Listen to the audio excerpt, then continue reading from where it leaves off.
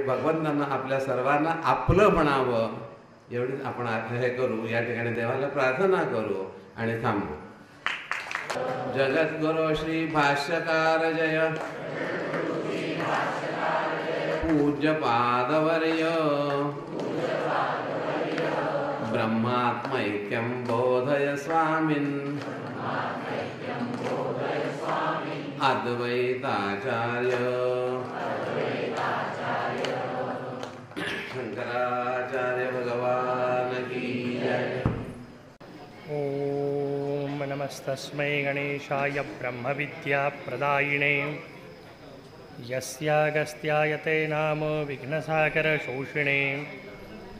ध्याये स्थिरेण चित्तेन गणेशं सर्वसिद्धिदं. बुद्धिप्रकाशकं पूर्णं योगिनां हृदि संस्थितं. स्वानन्देशं गणेशानं महावाक्यस्वरूपिणं. तत्त्वमस्याकृतिधरं सिद्धिबुद्धियुतं भजे. परब्रह्म परमात्मा भगवान श्री गणेश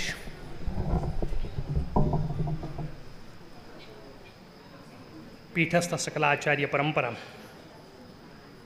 आत्तापर्यंत आपल्या भाग्याने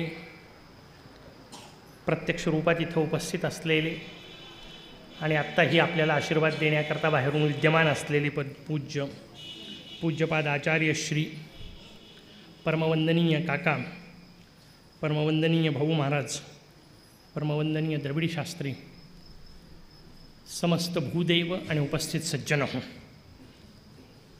स्वतःच्याच भाग्याचा हेवा वाटावा असा सुंदर क्षण आहे. भगवंताच्या कृपेने आज ग्रंथ प्रकाशित झाला आहे आणि व्यावहारिक योगायोग असा सुंदर आहे की हा ग्रंथ माझ्या जीवनात भगवंतांनी माझ्याकडून करून घेतलेला 50वा ग्रंथ आहे.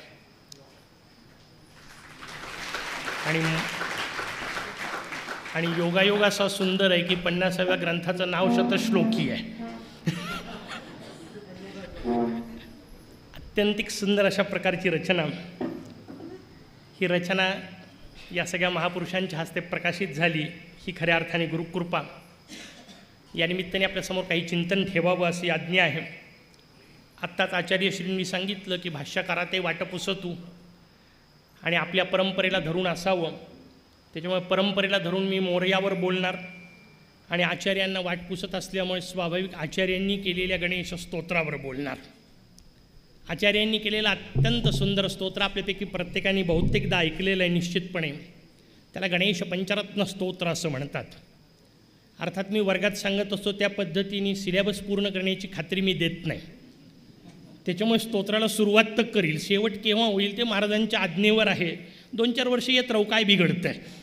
त्याच्यामुळे एक एक अध्याय झाला, एक बाज घाला तरी पुरेसा आहे. प्रयत्न करू. का प्रयत्न करू मी म्हटलं कारण हा विषय इतका व्यापक आहे की आमचे परमपूज्य गुरु महाराज सांगायचे गणेश या 3 अक्षरावर रोजाना 3 तास 12 वर्ष बोलता येतं. मलाही पहिल्यांदा असंच बापरे वाटायचं, पण नंतर मी जेव्हा जेव्हा अभ्यास सुरू केला तेव्हा असं लक्षात आलं की श्री गुरुकृपेने सध्या इतकं जरी नाही तरी गणेश या एका शब्दावर रोज 1 तास 12 वर्ष तर मी बोलू शकेल. त्याच्यामुळे इतका अद्वितीय असणारा विषय आपण प्रयत्न करू थोडक्यात समजून घेण्याचा. काय शब्द आहेत आचार्यश्रींचे. आचार्यश्री शब्द वापरतात मुदाकरात्त मोदकम सदा विमुक्ती साधकम. मोरयानी हातामध्ये अत्यंत आनंदाने मोदक धारण केलेला आहे. एवढा एक शब्द जरी घेतला तरी आपल्याला तासभर खरं तर विवेचनाला पुरू शकेल इतकी मजेदार रचना आहे. त्यात शब्द वापरला आहे मोद. प्रत्येक शब्दाला वेगवेगळी छटा असतात, अर्थ असतात. केवळ शब्ददृष्ट्या किंवा व्याकरणदृष्ट्या किंवा ज्याला आपण शब्दकोश म्हणतो त्यात सगळे शब्द नाही कळू शकत.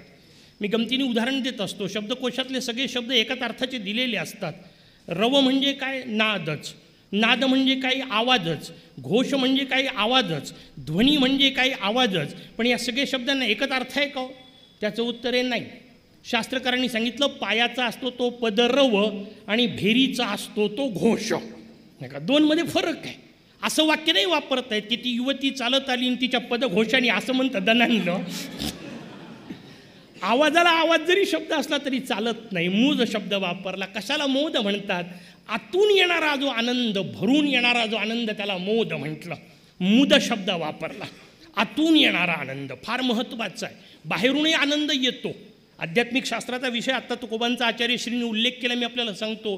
तुकोबांनी आपल्याला वर्णन केलं स्वतःच्या आनंदाचं. आनंदाची डोही आनंद तरंग, आनंदाची अंग आनंदाचे. अशाला अशी रचना बालकवींनी केली काका.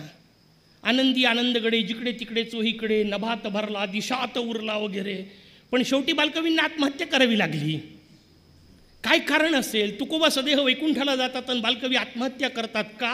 कारण बालकवींचा आनंद हा बाहेरून आलेला होता, तुकोबांचा आतला होता.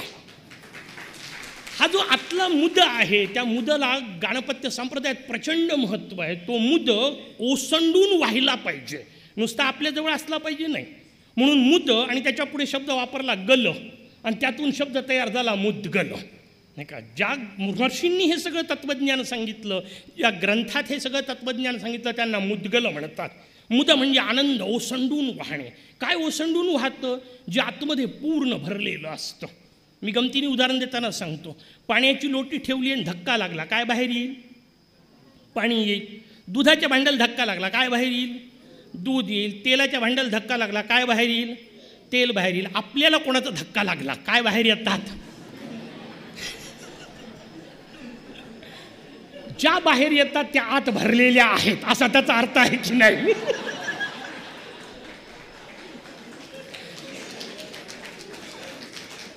आणि आतमध्ये जर सगळ्या ह्याच भरल्या असतील तर आचार्य काय करतील? फार महत्त्वाचा विषय लक्षात घ्या. सहज गोष्टीतून सुद्धा मुद म्हणजे आनंद ओसंडून व्हायला पाहिजे, आणि तो केवळ स्वतःपुरता नाही, इतरांना देण्याकरता. म्हणून मोरयाने हातात घेतलाय मोदक, त्याला स्वतःला नाही पाहिजे, तुमच्या माझ्यासाठी. तो मोदक तो आपल्याला देतोय, तो स्वतः आनंद रूप आहे आणि तो समोरच्यांना आनंदी करतोय. म्हणून मुदाकरात मोदकम. भगवंतांनी हातात मोदक धारण केला आहे, त्या मोदक शब्दातच आहे. मोद म्हणजे आनंद, क म्हणजे करणारा. जो मोद निर्माण करून देतो तुमच्या माझ्या जीवनामध्ये, प्रसाद तसा असतो. म्हणून मोदकाला घेताना ठेवताना मोदक म्हणता, वापस घेताना प्रसाद शब्द असतो. आणि फार महत्त्वाची रचना असते. प्रसादाच्या बाबतीत मी एक गमतीने गोष्ट सांगत असतो. प्रसाद नेहमी डोळे मिटून घ्यायचा असतो. का?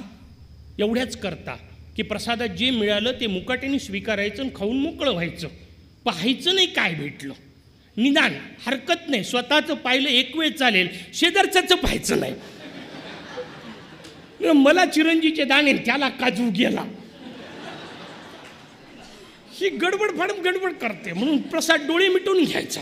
जे मिळालं ते गुरुकृपेने मिळालेलं आहे, स्वीकारून मोकळं व्हायचं. ते स्वीकारून मोकळं होणे याला मोदक प्राप्ती म्हटलं. मुदाकरात मोदकम. कसा आहे माझा मोरया? सदा विमुक्ती साधकम. तो सगळ्यांना मुक्त करणारा आहे. अर्थात मुक्त तोच करू शकतो जो स्वतः असतो. नसेलच तर कसं कराल? एक उदाहरण सहज आठवलं, गंमत म्हणून सांगतो आपल्याला. एक माणूस होता. पाश्चात्य देशातली कथा आहे, किंवा संदर्भ तिकडचे आहेत. पाश्चात्य देशातला हा माणूस, याला लॉटरी घ्यायचा भयंकर छंद होता. वेगवेगळ्या प्रकारची लॉटरीची तिकीटं काढायचा. एक दिवस याला चुकून लॉटरी लागली. प्रचंड मोठं बक्षीस लागलं. त्या काळातलं कोट्यावधीचं बक्षीस लागलं. एवढी याची ताकद नाही. बरं, नेमका हा हार्ट पेशंट, त्याच्यामुळे याला जर 1 कोटीचं बक्षीस लागलं हे कळलं तर हा जागेवर जाणार, अशी याची अवस्था. बायकोला ते कळलं याला तिकीट लागलंय, तिला सांगता येईना. नाही का, कारण याला सांगितलं तर 1 कोटीच्या फक्त पांढऱ्या साड्यात घ्यायची वेळ. करायचं काय? बाई हुशार होत्या. त्या गेल्या गावातल्या त्यातल्या त्यात हुशार माणसाकडे, फादर गावातले चर्चमधले जे कोणी होते त्या फादरकडे गेल्या आणि त्यांना सांगितलं, महाराज अशी अशी अडचण आहे, माझ्या नवऱ्याला 1 कोटीचं बक्षीस लागलं आहे, पण अडचण अशी आहे, त्याला हार्टचा प्रॉब्लेम आहे, मरतो ऐकलं तर. फादर म्हणाले, काही काळजी करू नको बेटा, त्याला माझ्याकडे घेऊन ये, मलाही हार्टचा प्रॉब्लेम आहे. त्याच्यामुळे अशा लोकांना कसं वागवायचं ते मला व्यवस्थित कळतं. फादरनी त्याला आणून बसवलं, इकडच्या तिकडच्या गप्पा सुरू केल्या आणि नंतर पुढच्या गोष्टी सांगितल्या. हळूहळू सुरुवात करायची, एकदम धक्का नाही बसायचा. म्हणे समजा तुला 10 रुपयाचं तिकीट लागलं तर काय करशील? याने काहीतरी उत्तर दिलं, म्हणे 20चं, 100चं, 1000चं, चालले वाढवत. याला वाटलं गंमत करत आहे. 15-20 वेगवेगळे आकडे विचारले यांनी. शेवटी विचारलं, म्हणे समजा 1 करोडचं तिकीट लागलं तर काय करशील? हा म्हणे अर्धे तुम्हाला देईल. फादर जागेवर गेले, कारण फादरला माहिती होतं लागलंय. मोठी पंचायत आहे, लक्षात घ्या. स्वतःच तरलेला नाही तर बाकीच्यांना उचलून नेईल कसा? नाही का? नाथ महाराजांच्या जीवनातला फार सुंदर प्रसंग आहे. नाथ महाराजांकडे एक महिला आल्या, आपल्या मुलाला घेऊन आल्यानंतर सांगितलं, म्हणे गूळ फार खातो, काहीतरी उपाय सांगा. नाथबाबा म्हणाले 8 दिवसांनी घेऊन ये. बाई आली 8 दिवसांनी, मुलाला समोर ठेवलं, नाथबाबांनी डोक्यावर हात फिरवला आणि एकच वाक्य सांगितलं, म्हणे बेटा गूळ खाऊ नये, चांगला नसतो. पोरांनी सोडला. बाईंना आनंद याचा नाही, पोराचा गूळ सुटला, याच्याकरता मला पुन्हा का बोलावलं आणि 8 दिवस का लावले. पुन्हा नाथबाबा भेटले तर नाथबाबांना बाईंनी विचारलं, म्हणे तुम्ही एक गोष्ट सांगायची होती, एकच वाक्य, तर 8 दिवस आधी नव्हतं सांगता येत का. नाथांनी दिलेलं उत्तर फार महत्त्वाचं आहे. नाथबाबा म्हणाले, तेव्हा मी गूळ खात होतो, मध्ये 8 दिवस मी सोडला, तेव्हा मी सांगू शकतो. फार महत्त्वाची गोष्ट आहे, व्यवस्थित समजून घेतली पाहिजे. ही रचना आपल्याला कळली पाहिजे. विमुक्ती साधक कोण असू शकतो? जो स्वतः मुक्त असेल. मग तसा मुक्त असलेला माझा मोरया, गुणत्रयातीत असलेला, देहत्रयातीत असलेला, कालत्रयातीत असलेला, पण सगळ्यात महत्त्वाची गोष्ट आहे अवस्थात्रयातीत असलेला. कारण या 3मध्ये गडबड आहे. गुणत्रयातीत म्हटलं की काहीच नाही अशी अवस्था येऊ शकते, कारण चौथा गुण नाही आहे. देहत्रयातीत म्हटलं की पंचायत होऊ शकते, कालत्रयातीत म्हटलं की पंचायत होऊ शकते, पण अवस्थात्रयातीत असं नाही आहे. चौथी अवस्था आहे आणि त्याच्यामुळे अवस्थात्रयातीत हे सकारात्मक वर्णन आहे. त्या तुरीय अवस्थेत असणारा माझा मोरया आपल्या सगळ्यांना त्या अवस्थेप्रत नेऊ शकतो. म्हणून सदा विमुक्ती साधकम कलाधरावतंसकम. त्यांनी मस्तकावर चंद्र धारण केलेलं आहे. प्रत्येकच गोष्टीचा आध्यात्मिक अर्थ असेल असं नाही. काही वेळा सौंदर्याकरता स्तोत्र रचना केलेली आहे. विलास लोक रक्षकम. जे सगळे विलास असणारे जिथं लोक आहेत, ज्या लोकांमध्ये विलास तुम्हाला प्राप्त होतात, म्हणजे स्वर्ग इत्यादी लोक, त्यांचं रक्षण मोरया करतोय. पण प्रश्न महत्त्वाचा, या स्वर्गात जायचं का समजून घेतलं पाहिजे. इथं बसल्यानंतर आपल्याला प्रत्येकाला असं वाटतं आपण स्वर्गात गेलो पाहिजे. मुद्गल पुराण आपल्याला सांगतं स्वर्गात जाण्याच्या चुकून भानगडीत पडू नका. त्यांनी 3 कारणं सांगितले. सगळ्याचं चिंतन आत्ता आपल्याला शक्य नाही, पण एक गमतीदार गोष्ट सांगतो. कुठलंही पुराण, त्यांनी जितक्यांनी पुराणं ऐकलेत नाही का, त्या सगळ्यांनी आठवा, जेवढ्या कोणत्याही पुराणामध्ये कोणीही राक्षस तयार झाला की पहिलं आक्रमण कुठं करतो? त्याचं उत्तर आहे स्वर्गावर. मग मला सांगा, जिथल्या राजाचा पहिला मार खाण्याचा मान, तिथं तुम्ही जाऊन काय करणार? भानगडीत पडू नका. स्वर्गाकरता नाही सांगितलं. आणि अत्यंत महत्त्वाची गोष्ट साधकांना समजून घेण्यासारखी, स्वर्ग ही भोगभूमी आहे. तिथं गेल्यानंतर आपल्या पुण्याचे फळं मिळतात. हे ऐकायला खूप सुंदर वाटतं, पण दुसरं एक वाक्य बोलताना व्यासपीठाचा अधिकार म्हणून सांगून ठेवतो. तिथं गेल्यावर आपल्या फक्त पुण्याचेच फळं मिळतात, पापाचे कुठे गेले? ते शिल्लकच राहतात. आणि वापस आलेला पुण्य तिथं गमावलं आणि पाप भोगायला इकडे येतो. मोठी पंचायत आहे, समजून घेतलं पाहिजे. पुण्य क्षय करण्याकरता अशा लोकात जायचं नाही. पण असे जे काही लोक सांगितलेले आहेत त्या सगळ्यांचं रक्षण माझा मोरया करतो. विलासलोक रक्षकम अनायकैक नायकम. त्याला एकही नायक नाही, तो अनायक आहे. विनायक शब्द पुढे आपल्याला वापरला. विनायक आहे. विनायक शब्द हा 2 अर्थांनी समजून घ्यायचा आहे. कुठल्याही उपसर्गाचे वेगवेगळे अर्थ असतात. वि उपसर्गाचा एक अर्थ विशेष या अर्थाने आहे, म्हणून विनायक याचा अर्थ सगळ्यांचा विशेष नायक. पण वि उपसर्गाचा दुसरा अर्थ जास्त सुंदर आहे, जो विदर्भमध्ये वापरला नाही का. विदर्भ शब्दामध्ये शब्द कसा तयार झाला? तिथं विगतम दर्भा हा यस्मात, जिथून दर्भ पूर्णपणे नष्ट झाले, याचा अर्थ जी जमीन पूर्ण शेतीच्या उपयोगाची होती त्या भूमीत सगळ्यात जास्ती शेतकऱ्याच्या आत्महत्या आहेत. केवढी दुर्दैवाची अवस्था आहे. का? कारण भारतीय अध्यात्माचं सूत्रच आम्ही सोडून बसलो. वेगळा विषय. मला आपल्याला सांगायचं आहे, जिथून विगत म्हणजे निघून घेणे. विभीषणमध्ये जो वीचा अर्थ आहे तो वीचा अर्थ वापरला विनायक, ज्याच्यामधून सगळ्यांचं नायकत्व निघून जातं. याचा अर्थ ज्याच्यावर कोणाचंही नायकत्व चालत नाही त्याला विनायक असं म्हणतात, त्याला अनायक असं म्हणतात. माझा मोरयाच फक्त एक असा आहे. मी सगळ्या देवतांबद्दल पूर्ण आदर बाळगून आपल्याला सांगतो. मला माझा मोरया सांगायचा आहे म्हणून सांगतो. सगळ्या देवतांनी केलेली गणेश उपासनेची स्थानं आहेत. भगवान शंकरांनी मांडलेले गणेश आपल्याला महागणपती पाहायला मिळतील रांजणगावला. भगवान विष्णूंनी मांडलेले गणेश आपल्याला पाहायला मिळतील सिद्धटेकला. भगवान ब्रह्मदेवांनी मांडलेले गणेश आपल्याला पाहायला मिळतात थेऊरला. भगवती मा पार्वतींनी मांडलेले गणेश आपल्याला पाहायला मिळतात लेण्याद्रीला. सगळ्या देवतांनी मांडलेले गणेश क्षेत्र मी आपल्याला सांगू शकेल. यादी सांगणं आता आपलं प्रयोजन नाही. संपूर्ण विश्वात फिरा, ताकद असेल तर ब्रह्मांडात फिरा आणि एकच काम करा, भगवान गणेशांनी मांडलेलं कुठल्याही देवतेचं कुठलंही स्थान दाखवून द्या. अशक्य कोटीतली गोष्ट आहे. स्वागतम.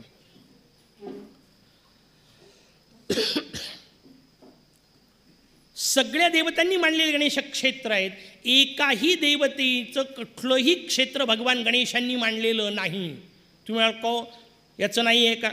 जिथे आपल्याला रावणाला नेताना ते गणेश क्षेत्र मांडलं त्या क्षेत्राचं वर्णन नाही का? त्याचं उत्तर आहे गोकर्ण महाबळेश्वर नाही का? कारण तिथे बाकी देवतांनी विनंती केली म्हणून मोरयाने ते शिवलिंग खाली ठेवायला लावलं. कारण ते लंकेत जायला नव्हतं पाहिजे म्हणून. मोरया अडचणीत नव्हते, भगवान गणेश अडचणीत आले आणि त्यांनी कोणाचं क्षेत्र मांडलं असं एकही क्षेत्र नाही. सगळ्या देवतांनी केलेल्या गणेशस्तुती आपल्याला पाहायला मिळतील, पण कुठल्याही पुराणात कुठल्याही देवतेची श्री गणेश उवाच अशी सुरू होणारी स्तुती नाही. का नाही? कारण गणेश अनायकैक आहेत, ते विनायक आहेत, ते कोणाचीही उपासना करत नाहीत. परब्रह्म परमात्मतत्व म्हणून वेदांत शास्त्र ज्याचं वर्णन करतं, गाणपत्य संप्रदाय त्यालाच श्री गणेश म्हणतं. ती रचना आपल्यासमोर आचार्यसुद्धा मांडत आहेत. आचार्यांनी एका जागी गणेश वर्णन करताना केलं, आपल्या डोक्यातल्या सगळ्या कल्पना कशा बाहेर पडतात प लक्षात घ्या. आचार्य श्री गणेशांचं वर्णन करताना शब्द वापरतात विरंच विष्णुवंदितम विरूपलोचनस्तुतम गिरीशदर्शनेच्छया प्रगटितम परांबया. हे आचार्यांचं स्तोत्र आहे. आचार्य म्हणतात विरूपलोचन स्तुतम. विरूपलोचन म्हणजे भगवान शंकर, त्यांनी यांची स्तुती केली आहे. आपल्या डोक्यात गणेशाचं एकच रूप बसलेलं आहे की ते शिवपार्वतीचे पुत्र आहेत. कायम लक्षात ठेवा, शिवपार्वती पुत्र नावाची गोष्ट नाही. कारण जर ते शिवपार्वती पुत्र असते तर शंकरांना त्यांची स्तुती करायची गरज नव्हती. पण महागणपतीचं क्षेत्र आहे आपल्यासमोर. ज्या वेळा त्रिपुरासूर मारल्या जात नाही त्यावेळा शिवपुराण सांगतं, मी मुद्गल पुराण नाही बोलत, गणेश पुराण नाही बोलत, शिवपुराण सांगतं की भगवान जोपर्यंत तुम्ही गणेश उपासना करणार नाही तोपर्यंत तुमच्या हातून त्रिपुरासूर मरणार नाही. आणि शिवपुराण सांगतं की भगवान शंकरांनी गणेश उपासना केली. मला सांगा, जर गणेश केवळ शिवपुत्र असते तर निदान शंकराच्या काळात परिस्थिती इतकी वाईट नव्हती की बापानी पोराचे पाय धरावेत. सध्याच्या काळात न बोललेलं बरं, पण त्या काळात निदान ही परिस्थिती नाही आहे. लक्षात घ्या. इथं का नाही आहे? कारण इथे गणेश परब्रह्म परमात्म स्वरूप आहे. त्या स्वरूपाचंच वर्णन आचार्य आपल्यासमोर करतायत. आणि मग ते कसं प्रगट झालं? गिरीश दर्शनेच्छया. गिरीश म्हणजे भगवान शंकर, त्यांना दर्शनाची इच्छा झाली म्हणून प्रगटितम परांबया. म्हणून आई जगदंबा पार्वतीने ज्यांना प्रगट केलं त्या गणेश तत्वाबद्दल आचार्य बोलत आहेत. कसं आहे ते गणेश तत्व? नते तराती भीकरम. जे त्यांना नत म्हणजे वंदन करतात, इतर त्यांच्याशिवाय असणारे त्यांच्यासाठी भीकर म्हणजे भयानक असलेले. जे त्यांना वंदन करत नाहीत त्यांच्यासाठी भयानक असलेले. जे त्यांचं नाव घेत नाहीत त्यांच्यासाठी भयानक असलेले. कारण मोरया माझा जसा विघ्नहर्ता आहे तसा विघ्नकर्ताही आहे. आणि तो किती भयानक विघ्न करतो. आत्ता पूज्यपाद आचार्य श्रींच्या मुखातून निघालेली एक कथा आपल्याला माहिती आहे. वामनांनी केलेला बलीचा यज्ञ विध्वंस. दुसरा भयानक यज्ञ विध्वंस मी आपल्याला सांगतो, भगवान शंकरांनी केलेला दक्ष यज्ञ विध्वंस. गंमत पहा, हे दोघंही जण त्या त्या देवतेचे परमभक्त आहेत. दक्ष हा परमशैव आहे, बली हा परम वैष्णव आहे. आणि या दोघांचे यज्ञ त्या त्या देवतांनीच विध्वंसित केले आहेत. का केले? गणेश पुराण आपल्याला उत्तर सांगतं, मुद्गल पुराण आपल्याला उत्तर सांगतं. या दोघांच्या डोक्यात कल्पना आली की मी माझ्या एका देवतेशिवाय म्हणजे माझ्या विष्णूशिवाय किंवा शंकराशिवाय बाकी कोणाचं पूजन करणार नाही. आणि म्हणून त्यांनी गणेश वंदना न करताना केले, त्या त्या देवतांनी यज्ञमातीत घातले. इतकं अद्वितीय रचना आहे, समजून घेतली पाहिजे. मुद केव्हा पसरेल? जेव्हा नते तराती भीकरम. एका बाजूचं वर्णन आपल्याला सांगितलं की हे जे वंदन न करणारे आहेत त्यांच्यासाठी भीषण असलेला माझा मोरया आहे. मग वंदन करणाऱ्यांसाठी त्यांच्यासाठी मोदक सांगितलाच आहे. तो स्वतः आनंदी आणि तो तुमच्यापर्यंत पोचवतोय. हे जे स्वतःत असलेला आनंद सगळ्यांपर्यंत पोचवणं आहे ना, विषय आपल्याला सांगण्यात आला होता मुद्दाम की ज्याच्या करता जातोय त्याच्यावर बोलावं असा शास्त्राचा आदेश आहे. यालाच यज्ञ असं म्हणतात. माझ्याजवळ असणारं जे काय आहे ते मी इतरांपर्यंत पोहोचवतो. यज्ञ ही कल्पना व्यवस्थित समजून घ्या. फार वेळ त्याच्यावर बोलणार नाही का, आत्ता आपला तो विषय नाही. पण ज्या गोष्टी करता आलो त्याचं वर्णन असलं पाहिजे म्हणून आपल्याला समोर सांगतो. यज्ञाबद्दल अत्यंत भयानक रीतीने बाहेर आपला बुद्धिभ्रम केला जातो की यज्ञात ते जे टाकल्या जातं ते सगळं वाया जातं आहे, ते गोरगरिबांना द्या. हे सडवलेल्या अन्नाबद्दल कोणी म्हणणार नाही. वाया गेलेल्याबद्दल कोणी म्हणणार नाही, पण इथं नको तिथं एकदम डोकं येतं. यज्ञात टाकलेलं कायम लक्षात ठेवा, यज्ञात जे काय आपण आहुती देतो ते काहीही वाया जात नाही. काय होतं त्याचं एकमेव महत्त्वाचा हिशोब सांगतो, ते व्यापक होत असतं. उदाहरण देतो म्हणजे आपल्या लक्षात येईल. कल्पना करा, आत्ता समजा आयोजकांनी इथे एक टोपलंभर मिरच्या आणून ठेवल्या आणि मी खायला सुरुवात केली. किती लोकांना तिखट लागेल? त्याचं उत्तर मला एकट्यालाच लागेल, कारण मी एकटाच मिरच्या खातोय. आता कल्पना करा, इथे एक यज्ञकुंड पेटवलं आणि 2-4 मिरच्या मी त्याच्यात टाकल्या. सभागृहात सोडून द्या, सभागृहाच्या पलीकडे ज्यांचा संबंध नाही त्यांनाही सगळ्यांना ठसका लागल की नाही? आणि त्यांना ठसका लागला याचा अर्थ मिरची त्यांच्यापर्यंत पोचली की नाही? हिशोब समजून घ्या. त्यांच्यापर्यंत मिरची पोचली म्हणून तर ठसका लागला. कशी पोचली? त्यालाच तर तुमच्या माझ्या शास्त्रकारांनी सांगितलं, सूक्ष्मातून पोचली. यज्ञामध्ये आपण जे काय समर्पित करता ते सूक्ष्मातून सर्वत्र पोचत असतं. मला सांगा, जर मिरची टाकलेली सगळ्यांपर्यंत पोचते तर तूप टाकलेलं पोचेल की नाही? सगळ्यांपर्यंत पोचेल. कुठल्याही झाडांच्या काड्या नाही टाकलेल्या, विशिष्टच औषधी वनस्पती घेतल्या आहेत, विशिष्ट मुहूर्तावर काढलेल्या असतात, केव्हाही नाही सांगितल्या, सगळ्यांचे नियम दिले. त्या औषधी वनस्पती जेव्हा त्या यज्ञात समर्पित केल्या जातात तेव्हा सगळ्यांपर्यंत औषधी गुण पोचतात. आणि सगळ्यांपर्यंत औषधी गुण पोचत होते म्हणून औषधांचे डबे आणावं लागत नव्हते. आता यज्ञ संपले, औषधी गुण पोचणं बंद झालं म्हणून तयारीमध्ये कपडा एक कमी आला तरी चालेल पण औषधाचा डबा आलाच पाहिजे असं म्हणणारे 90% तयार झाले. आहे की नाही परिस्थिती?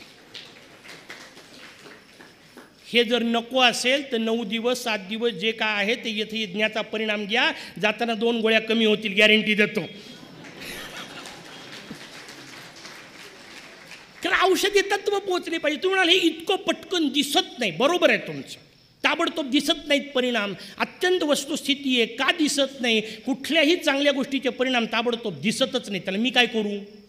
दूध पिलं की ताकद येते की नाही? हो, येते. पण असं पिलं दूध आली ताकद असं होते का?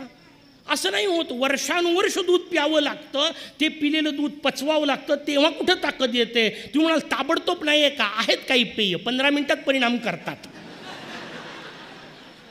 बाकी न बोललेलंच बरं. तत्काल नावाची गोष्ट अध्यात्मात नसते, तत्काल नावाची गोष्ट शास्त्रात नसते. इथं कमीत कमी 12 वर्ष. मग तिथून पुढं बाकीचं बोला, काय बोलायचं ते. हा हिशोब असला पाहिजे. यज्ञ हा सगळ्यांपर्यंत त्या गोष्टी पोहोचवणे आहेत जे मंत्र आपल्याला म्हणता येत नाहीत. ते म्हणणाऱ्या अद्वितीय आचार्यांच्या मुखातून त्यांचे येणारे स्पंदनं आपल्यापर्यंत पोहोचतात. यज्ञ त्याच्यासाठी आहे. औषधी द्रव्य आपल्यापर्यंत पोहोचतात. यज्ञ त्याच्यासाठी आहे. म्हणून तिथं नाही घरी करता आले तर निदान जिथं चालले तिथं जाऊन डोकं टेकवत जा, तेवढंही पुरेसं आहे. असो वेगळा विषय. मला आपल्याला पुढचा विषय सांगायचा आहे. जे नतेतर आहेत, जे नमस्कार करत नाहीत त्यांच्यासाठी भयानक आहेत, पण जे नमस्कार करतात त्यांच्यासाठी अत्यंत आदरणीय आहेत. त्यांना अत्यंत आदर आणि आपल्याला आपुलकीने बोलावतात, त्यांना जवळ घेतात. पण मला सांगा, कोणाला जवळ घेईल? एक मजेदार गोष्ट लक्षात घ्या. समजा मी तुमच्या घरी आलो, दार वाजवलं, काय होईल? दार बंद असतं, मी बाहेरून दार वाजवलं, तुमचा आतून एक मस्त प्रश्न असतो. हा प्रश्नही फार अद्भुत आहे. तो आतून दोडात विचारतो, कोण आहे? बाहेरचं ठरलेलं अद्भुत उत्तर देतो, मी आहे. मला एक मजेदार प्रसंग सहज आठवला. मी लिहित बसलो होतो, असा ते कोणीतरी आला, मी त्यांनी दार वाजवलं, मी आतून विचारलं, स्वाभाविक कोण आहे? तो म्हणाला मी आहे. म्हटलं कमाल आहे. तो म्हणे काय कमाल आहे? म्हटलं आतमध्ये पण मी आहे. आता विनोदाचा भाग बाजूला ठेवा, पण हिशोब समजून घ्या. त्या बाहेरच्यानी नुसतं मी आहे म्हटलं तर आतमधल्याला खरंच कळेल का? हा काय अमिताभ बच्चन आहे का? याचा आवाज सगळ्यांना माहिती असायला. केव्हा उघडेल दार? हा उघडेल केव्हा? जेव्हा तो बाहेरचा आवाज ओळखीचा असेल. फार महत्त्वाचं सूत्र आहे, लक्षात घ्या. जेव्हा त्या बाहेरच्याचा आवाज ओळखीचा असेल तेव्हाच आतला दार उघडतो. हाच नियम जेव्हा केव्हा स्वानंद लोकात जाल तिथेही लागू पडतो. तिथलं दार वाजवल्यानंतर त्या मोरयाच्या जर कानात माझा आवाज बसलेला असेल तरच तो दार उघडेल. त्याच्या कानात आवाज केव्हा बसेल? त्याचं उत्तर आहे, जेव्हा ऐकून ऐकून त्यांनी रोज पाहिलेला असेल तेव्हा. फार मजेदार गोष्ट आहे. माझ्या मोरयाचं एक सुंदर नाव आहे. स्वागत.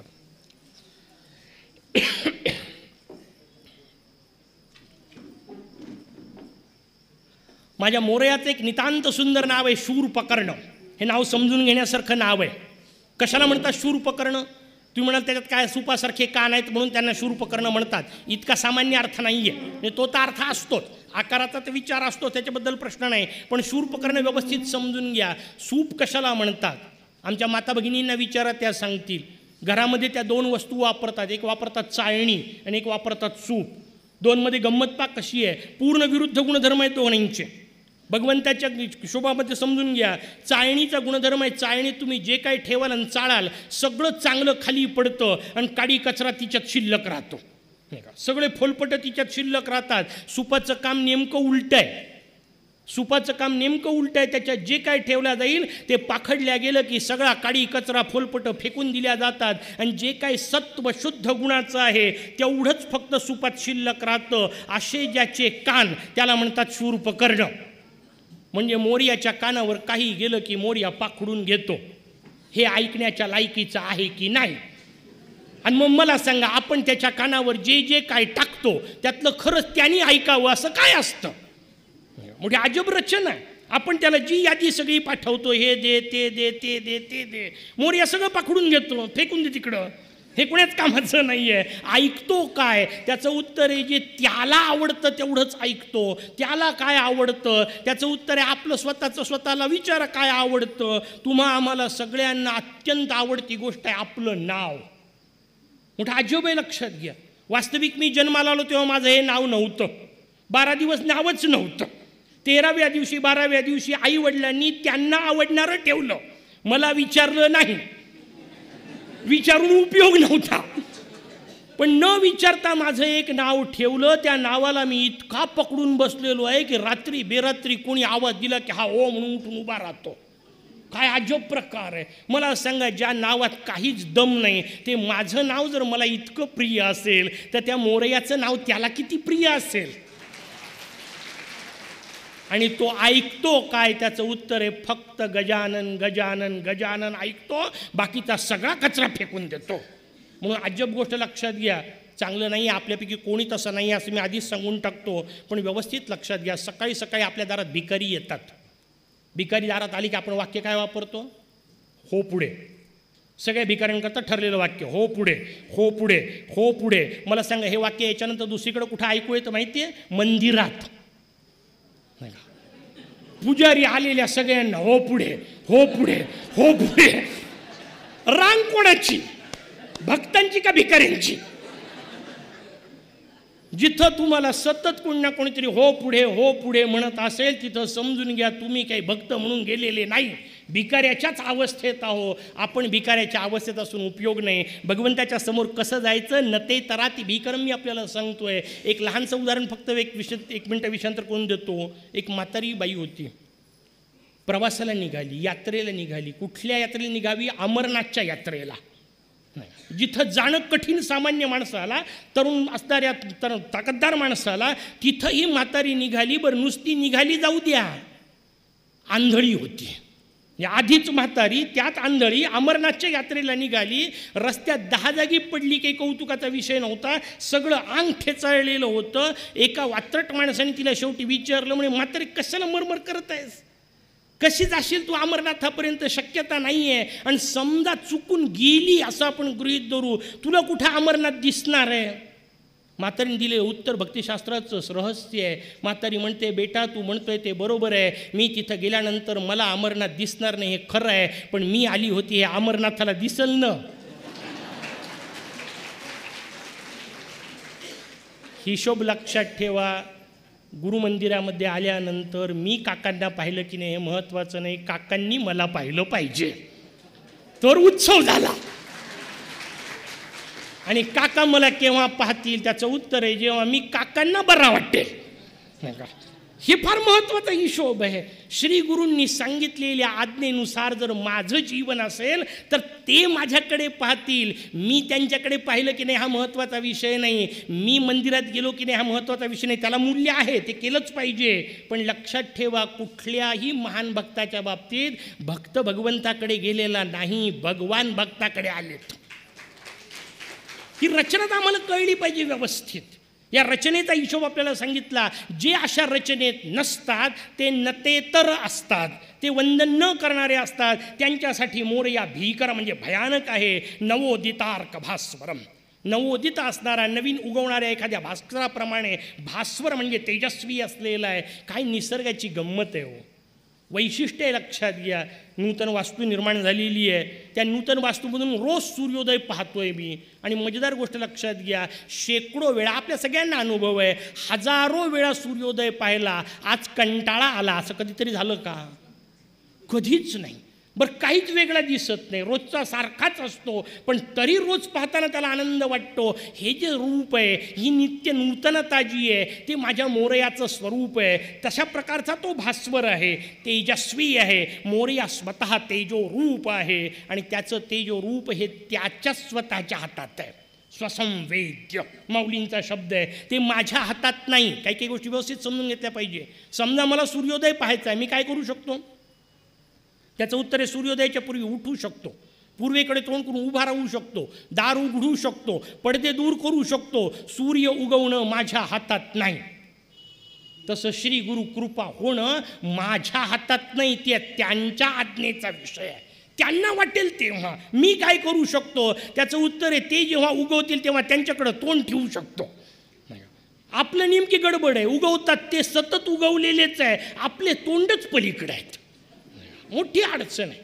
मी नेहमी गमतीने सांगत असतो की दत्त महाराजांनी त्या काळात 24 गुरु केले.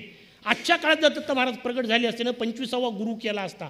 कोणता माहिती आहे? हे समोरचं यंत्र, हे 25वा गुरु आहे.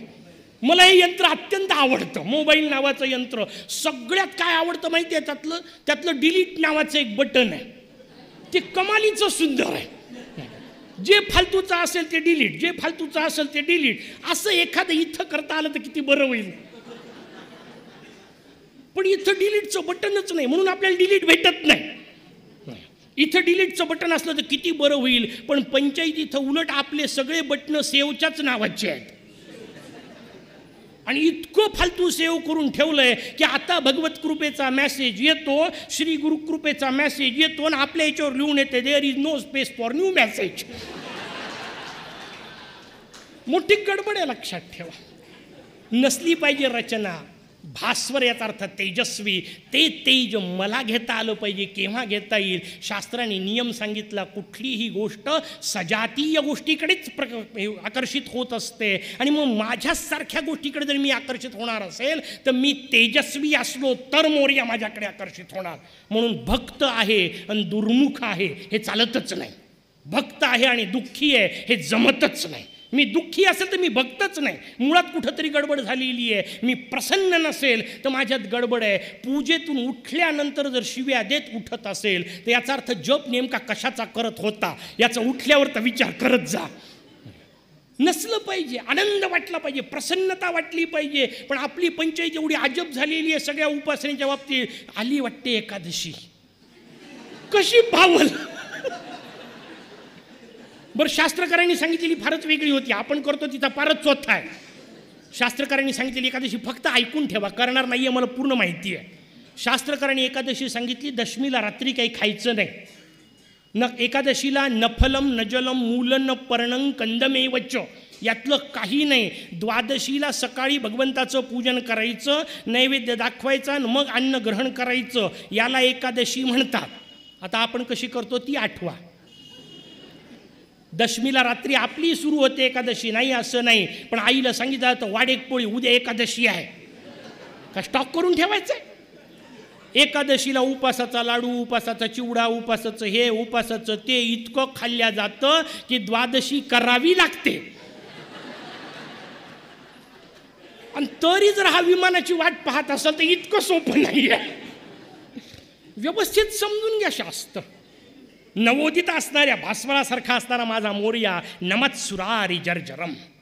सुर म्हणजे देवता, सुरारी म्हणजे देवतांचे शत्रू म्हणजे राक्षस, असुर त्यांच्यातला जर्जर म्हणजे सगळ्यात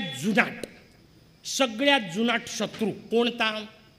व्यवस्थित समजून घ्या. सगळ्यात जुनाट राक्षस म्हटला की ते पुराण उघडू नका, त्यातला सगळ्यात पहिला कोणता काही महत्त्वाचं नाही आहे. कायम एक गोष्ट लक्षात घ्या, पुराणातल्या सगळ्या कथा या अन्योक्ती प्रकाराच्या असतात. हे अन्योक्ती प्रकार आपल्याला व्यवस्थित कळला पाहिजे. अन्योक्ती याचा अर्थ कशाला तरी उद्देशून सुभाषित लिहिलेलं असतं. तसं कशाला तरी उद्देशून कथा लिहिलेल्या असतात. कथा थेट तुमच्यासाठी लिहिल्या आहेत असं नाही, पण आहेत आपल्यासाठी. वर्गामध्ये मी गर्दभान्योक्ती शिकवतो. गाढवावर उद्देशून सुभाषित केलेलं असतं. मी मुलांना सांगतो, म्हटलं मुलांनो ही काय आहे? मुलं म्हणाले गर्दभान्योक्ती. म्हटलं कोणाला उद्देशून सुभाषित लिहिलं? म्हणे गाढवाला. म्हटलं गाढवाला सुभाषित कळतं का? मुलं म्हणाले नाही. म्हटलं तुम्हाला कळलं का? हो म्हणणं भाग आहे. गाढवाला सुभाषित कळत नाही, मग सुभाषित गाढवासाठी का लिहिलं? त्याचं उत्तर आहे गाढवासाठी लिहिलंच नाही. जे जन्माला तर माणसं म्हणून आले पण वागतात गाढवांसारखे, त्यांच्यासाठी लिहिलं. कथा सगळ्या कोणासाठी? माझ्यासाठी. आणि म्हणून फार महत्त्वाची गोष्ट लक्षात घ्या, जगात बाहेर काही शोधायचं नाही, सगळं या 6 फुटात. म्हणून अध्यात्म सांगताना मुद्गल पुराण नावाच्या दिव्य पुराणाने आपल्यासमोर राक्षस सांगितले. 9 खंड आहेत एकूण.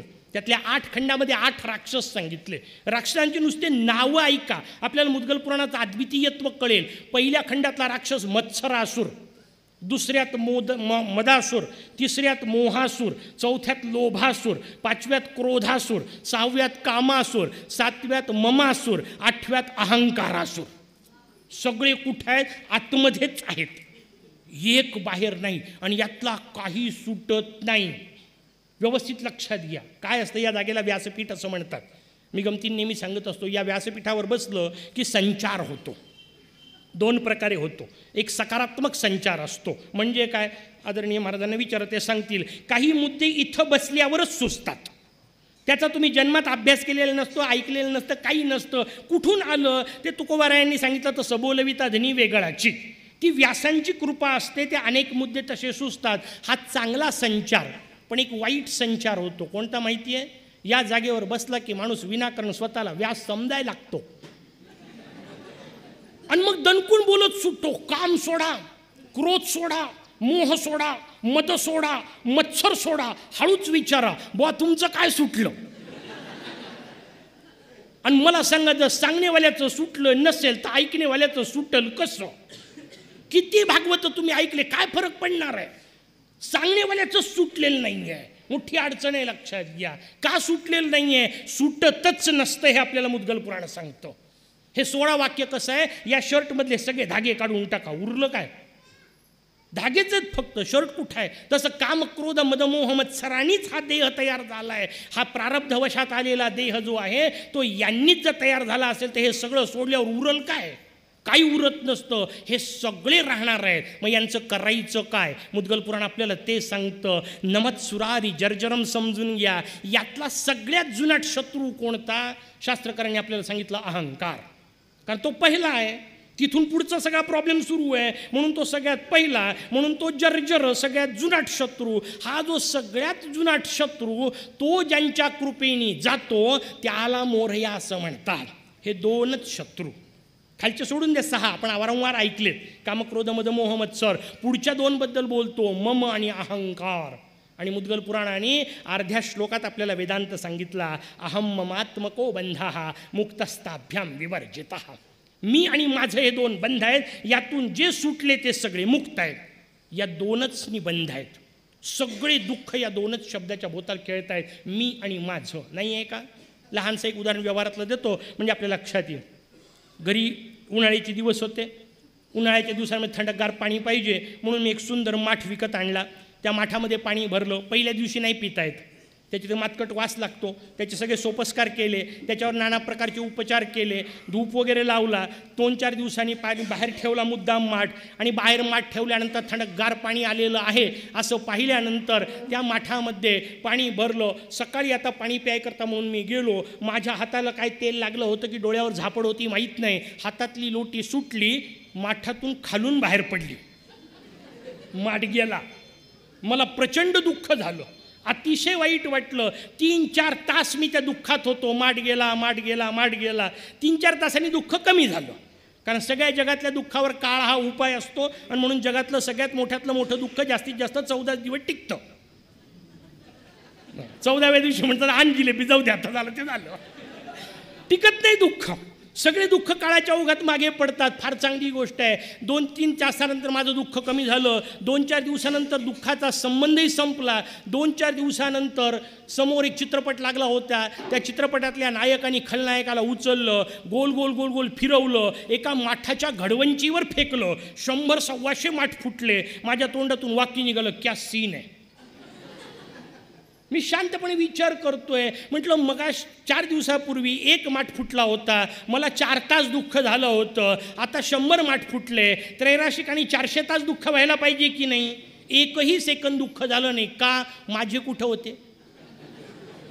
हिशोब समजून घ्या. दुःख माठ फुटल्याचं नाहीच आहे, दुःख माझा माठ फुटल्याचं आहे. आणि म्हणून आत्ता जे दुःख सांगितलं ना 14 दिवस टिकणारं, त्याही दुःखात तुम्ही गंमत पहा. तिथं जाऊन हसू नका, बरं दिसत नाही. पण सगळ्या रडणाऱ्यांची वाक्य ऐका, तुम्हाला मजेदार गोष्ट लक्षात येईल. नवरा मरून पडलेला असतो, बायको रडते. काय रडते? जोरा जोरात रडते, तुम्ही गेले आता माझं कसं. पोरगा रडतो, बाबा तुम्ही गेले आता माझं कसं. नातू रडतो, आजोबा तुम्ही गेले आता माझं कसं. सगळेजण का रडताय? तुम्ही गेल्याकरता नाही रडताय, आता माझं कसं. बायको म्हणते हक्काचा हमाल होता गेला, आता माझं कसं. पोरगा म्हणतो बाहेर जावी जाताना चौकीदार ठेवायची गरज नव्हती, आता माझं कसं. नातू रडतोय, प्रत्येक वेळा बॅटिंग घेतच नव्हता, फक्त बॉलिंग करत होता, असा गेला, आता माझं कसं. ते प्रत्येक जण त्यांच्या दुःखाकरता रडत आहे, तुमच्यासाठी रडतच नाही. हे कोणीतरी आपल्यासाठी रडायच्या आत कळलं तर उत्सव सफल झाला. कळलं पाहिजे. हिशोब आपल्याला सांगितला आहे. मोरे आपल्यासमोर सांगतायत नमत्सुरारी निर्जरम. सगळ्यात जो जुना शत्रू आहे, सगळ्यात जुने जे रोग मम आणि अहंकार हे गळून पडतात. लक्षात घ्या. कोणाचे गळाले? देवी पार्वतीचे गळाले. शास्त्रांनी याला मळ म्हटलं. हे अंगावरून जेव्हा गळून पडतात तेव्हा पार्वतीचा मळ जातो आणि पार्वतीचा मळ गेल्यावर जो प्रगटतो त्याला उमांगमलज म्हणतात. तो प्रगटणार आहे. अहम आणि मम गेल्यानंतर ते नमत्सुरारी निर्जरम नता अधिका पदोद्धरम. जे नत आहेत, नम्र आहेत, त्यांचा उद्धार करणारा माझा मोरया आहे. सुरेश्वर आहे, निधीश्वर आहे, गजेश्वर, गणेश्वर आहे. वेगवेगळ्या प्रकारचं स्वरूप वर्णन भगवंतांनी आपल्यासमोर आचार्य श्री करतायत मोरयाचं. महेश्वरम तमाश्रये परात्परम निरंतरम. त्या परात्पर परब्रह्म स्वरूप असणाऱ्या मोरयाला मी वंदन करतो असं आचार्य आपल्यासमोर सांगतायत. कसा आहे माझा मोरया? समस्त लोक शंकरम. सगळ्या लोकांचं शम म्हणजे कल्याण, कर म्हणजे करणारा. जो कल्याण करतो त्याला शंकर असं म्हणतात. काही काही शब्द आपण व्यवस्थित कळले पाहिजे. यांना शंकर म्हणतात. कल्याण कशाने होतं? कुठल्या तरी एका मंदिरात जाऊन 1 दिवस डोकं टेकवले आणि तो शंकर एवढाच विषय आहे? नाही. एक तर त्याच्यावरही आपला पूर्ण विश्वास नाही. कुठल्याच देवतेवर विश्वास नाही ना. ही मोठी पंचायत आहे ना. म्हणजे सोमवार आला की आपण मंदिरात शंकराच्या, मंगळवार आला की देवी, बुधवार विठोबा, गुरुवार दत्त महाराज, शुक्रवार संतोषी माता, शनिवार मारुतीराया, संडे इज हॉलिडे. हा कुठंच जात नाही. या सगळ्या मंदिरात फिरून येणे हे वाक्य गंमत म्हणून ठीक आहे. रस्त्यात मंदिरं लागले नमस्कार जरूर करा. पण सोमवारी भगवान शंकराला जाऊन आल्यानंतर मंगळवारी देवीच्या मंदिरात मुद्दाम जाणे, या वाक्याचा अर्थ शंकराच्यानी नाही जमलं तर देवीलाही टिक्का लावून ठेवू असा होतो की नाही? हा अविश्वास आहे.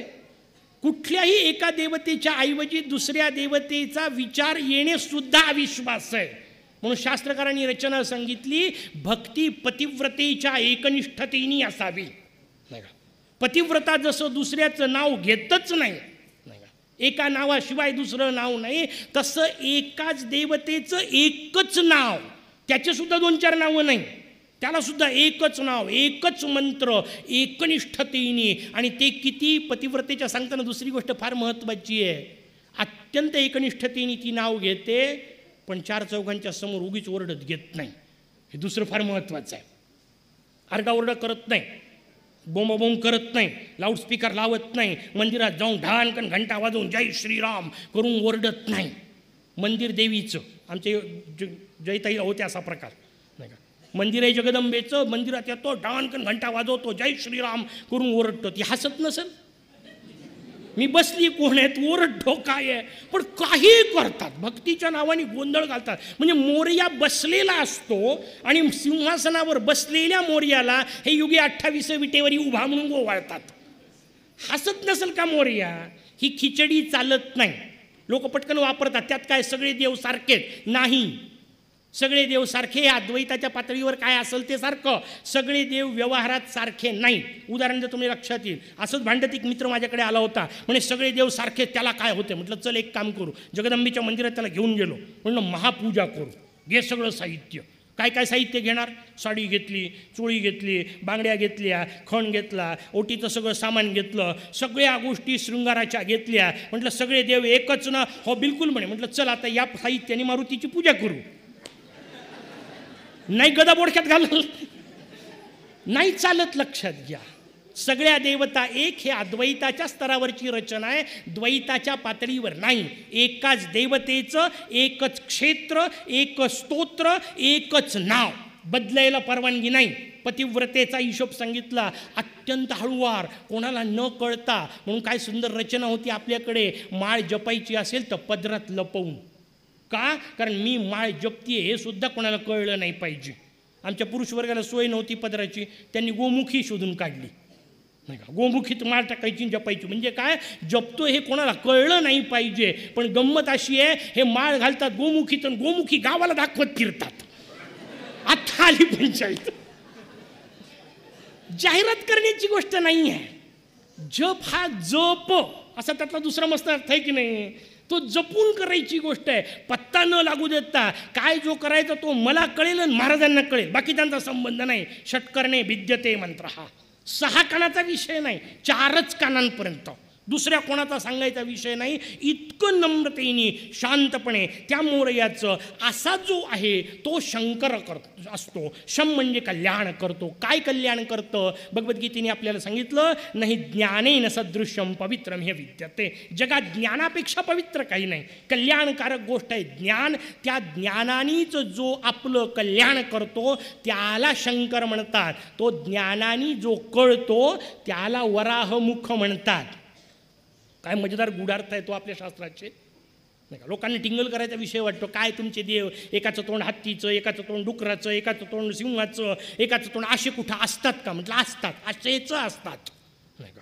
सामान्य नसतात. अर्थ समजून घेतले पाहिजे. फक्त एक अडचण आहे, हे सगळे अर्थ आपल्याला संस्कृतमध्ये सांगितले आणि आपला संस्कृतशीच संबंध तुटला. वराह शब्द कळला पाहिजे, डुकराचा काही संबंध त्याच्याशी नाही. समजून घेण्यापुरता 1 मिनिट विषयांतर करून सांगतो. आपले पूर्वीचे एक राष्ट्रपती होते, या सगळ्या पिढीला माहिती आहे, व्ही गिरी. त्यांचं पूर्ण नाव होतं वराहगिरी व्यंकटगिरी. वराह शब्दाचा अर्थ आपल्याला माहिती आहे, तो घ्या, आणि गिरी शब्दाचा अर्थ पर्वत.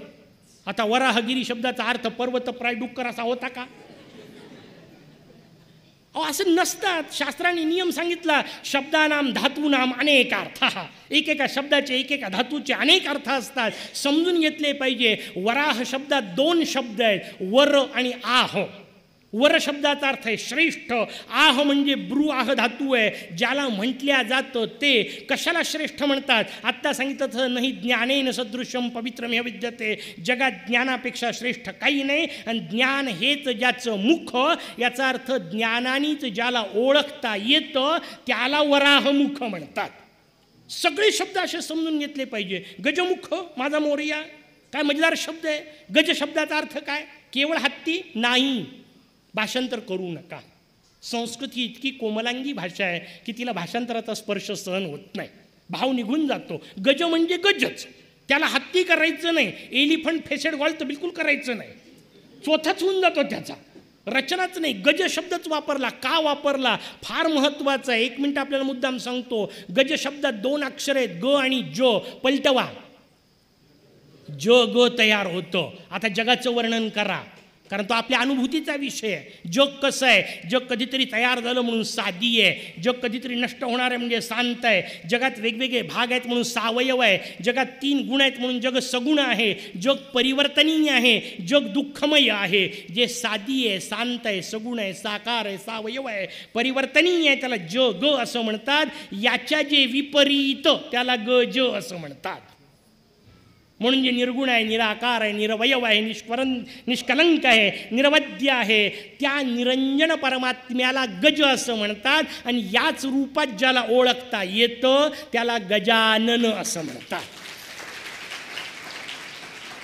हा गजानन समस्त लोक शंकरम आहे. केवळ पार्वतीचा पुत्र नाही, केवळ शंकराचा पुत्र नाही, हे जे परब्रह्म परमात्मा रूप आहे ते समस्त लोक शंकरम आहे. निरस्त दैत्य कुंजरम आहे. नाना प्रकारचे जे दैत्य, भयानक दैत्य, मी आत्ता सांगितले आपल्याला ते 8 आठवा, ते सगळे दैत्य जास्त भयानक का आहेत? मुद्गल पुराणाची मजेदार रचना आहे. हे 8 दैत्य सांगितले, नुसते दैत्य नाही सांगितले, या सगळ्यांची सेना सांगितली, यांच्या बायका सांगितल्या, मुलं सांगितले, प्रत्येक गोष्ट रूपकात्मक सांगितली. मदासुराची बायको कोण? म्हणे मदिरा. का? कारण पत्नी या शब्दाचा अर्थशास्त्रकारांनी दिला, जिच्या संगतीत याचा पुरुषार्थ विकसित होतो त्याला पत्नी असं म्हणतात.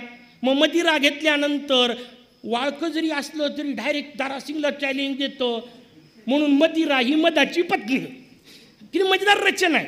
त्यांनी मद वाढतो अंगात ताकद नसली तरी, म्हणून मदाची पत्नी मदिरा. या सगळ्यांचे सैन्य सांगितलं, एकेकाचे राक्षस सांगितले, कोणाच्या हाताखाली रावण, कोणाच्या हाताखाली महिषासूर, कोणाच्या हाताखाली नाना प्रकारचे दैत्य जे बाहेर सगळ्या पुराणात सांगितले, ते सगळे या दैत्यांचे, हे जे 8 दैत्य सांगितले यांच्या हाताखालचे सांगितले. का? कारण हे बाहेरचे परवडतात, ते दिसतात, हे आतले दिसतच नाहीत. मोठे कठीण आहेत. म्हणून निरस्त दैत्य कुंजरम हे अत्यंत भयानक आहेत, जखडून टाकणारे आहेत, प्रचंड ताकददार आहेत. पण प्रचंड ताकददार असले तरी आतमधून ओढणारे आहेत, मारणारे आहेत. हे जे आतमधून मारणारे दैत्य, यांना निरस्त कुंजरम म्हटलं. पण हत्ती म्हटला की आपल्याला आठवली पाहिजे कथा. भाऊ महाराज बसल्यानंतर नाही आठवली तर काय मतलब आहे? कारण हत्ती म्हटलं की गजेंद्र मोक्षाची कथा आठवलीच पाहिजे, हिशोब आपल्याला सांगितला. हे हत्ती सगळे मुक्त होऊ शकतील केव्हा? पण जोपर्यंत तो स्वतःच्या भरोशावर सुटायचा प्रयत्न करतो तोपर्यंत सुटत नाही. जोपर्यंत सगळे नातेवाईक बोलवून आणतो सुटत नाही. जोपर्यंत बाकीच्या सगळे प्रयत्न करतो सुटत नाही. शेवटचा विचार त्या डोक्यात येतो, आता तुझ्याशिवाय कोणी नाही. पण भगवंताचा एक नियम आहे, तो काहीतरी घेतल्याशिवाय काहीच देत नाही. म्हणून गजेंद्राला शेवटी काय करावं लागलं? गजेंद्राला शेवटी कसं तरी प्रयत्न करत समोर जाऊन एक फूल उपटून काढावं लागलं. ते फूल त्यांनी वर फेकलं, फूल पडायच्या आत सुदर्शन आलं. इतका भगवान तयार आहे, आपण फूल फेकत नाही, हा प्रश्नाचा भाग आहे. म्हणून भगवंताच्या समोर जाताना 2 गोष्टी घेऊन जायला सांगितल्या, एक फुलं, दुसरं नारळ. काहीतरी पदार्थ न्यायचे म्हणून नाही न्यायचे. आणि पुष्पांजली सांगितली आहे. फुलं हातात घेऊन, ओंजळीत घेऊन, अंजली म्हणजे ओंजळ, फुलांची ओंजळ घेऊन समर्पित करायची. असं नाही कुठे दत्त महाराज तिथं हे फूल, हा प्रकार नाही. पण हा मंदिरात चालतो की नाही आठवा. हे फेकून मारायची गोष्टी आहेत का? फुलं समर्पित करायचे, चरणावर पुष्पांजली. पण का फुलं समर्पित करायचे? व्यवस्थित समजून घ्या. संस्कृतचा शब्द समजून घ्या म्हणजे आपल्याला त्यातला अर्थ कळेल. संस्कृतनी फुलं म्हटलं नाही, सुमन शब्द वापरला. आणि सुमन शब्दामध्ये सुमन असे 2 वेगवेगळे आहेत. ते माझं सुमन मी तुला समर्पित करतो याचं प्रतीक आहे फुलं अर्पण करणे. फुलं नाही व्हायचे, सांगायचंय गुरुराजांना माझं सुमन मी तुमच्या चरणी समर्पित करतोय. आणि दुसरं सांगितलं नारिकेल. कसं असतं? वर भरपूर बुच्च्या असतात, आतमध्ये एक करवंटी असते. ती करवंटी ओलांडून आतमध्ये जर गेलात तर अत्यंत गोड पाणी असतं. नारळ पावलं नसल तर. असं एक नारळ आपल्या जवळ आहे. कोणतं? हे काय? ह्या सगळ्या बुच्छ्या, याच्या आतमध्ये त्रिनेत्र, त्या त्रिनेत्राच्या आतमधली करवंटी, हे मी तुझ्या चरणावर समर्पित करतो. डोकं याचा अर्थ डोकं नावाचा अवयव नाही. आई वापरते ना, काही डोकं आहे का? याचा अर्थ हे आहे का? नाही, हे आहे. याच्या आत काही आहे का? याच्या आतमध्ये जे काय आहे असं वाटतं, त्या बुद्धीला भगवंता मी तुला समर्पित करतो. म्हणून फुलं देताना सुमन समर्पित करणे, नारिकेल समर्पित करताना बुद्धी समर्पित करणे. आणि या 2च गोष्टी भगवंतांनी मागितल्या, मन आणि बुद्धी. नाही का? त्यालाच भक्त म्हटलं, बाकीचं देणेवाल्याला भक्त म्हटलेलं नाही. जो मला मन आणि बुद्धी समर्पित करतो सो मे भक्त हा, तो माझा भक्त आहे. ही रचना आपल्याला सांगितली, आपल्यासमोर सांगतायत. निरस्त दैत्य कुंजरम, माझ्या आतमध्ये असणाऱ्या या सगळ्या दैत्यांना, कुंजर म्हणजे हत्तीसारख्या बलाढ्य असणाऱ्या दैत्यांना, कारण बाहेरचे हरवणं सोपं असतं, आतले दैत्य फार भयानक. त्यातला अहंकार सांगितला. माणसाला कशाचं होईल सांगताच येत नाही हो, कशाचाही अहंकार. म्हणजे मी अद्भुत प्रकार तुम्हाला सांगतो. आमच्या शेजारी एका व्यक्तीचं निधन झालं. ती व्यक्ती निधन पावली तर ते आपले चोपवलं होतं. बाजूच्या सगळ्या बाकीचे सगळे लोक कामाला लागले. ते सगळे कामं करणारे त्याच्यात काही एक्सपर्ट असतात, ते बांधाबांधी करण्यामध्ये त्यांचं तेच काम फार आवडीचं. त्यांनी ते दणदणं बांधायला सुरुवात केली. कधी बोलत नाही, पण चुकून माझ्या तोंडून निघालं. म्हटलं काका दोरी जरा इकडून टाका. सहज बोललो मी. तर काका मला दणकून म्हणून काय म्हणाले, काका म्हणे तुला काय समजते, मी आत्तापर्यंत 86 बांधल्या आहेत.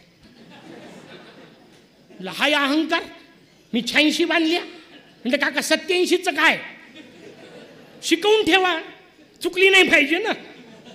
नाही का, तुमच्या वेळा कोण बांधल कळलं पाहिजे. पण माणसाला कशाचाही अहंकार होतो, मोठी अडचण आहे. निरस्त दैत्य कुंजरम, हे जे आतमध्ये असणारे, अत्यंत बलाढ्य असणारे, हत्तीप्रमाणे असणारे जे सगळे आतमधले विकार, त्या विकारांना मोरया निरस्त करतो. निरस्त दैत्य कुंजरम, दरे तरो दरम वरम.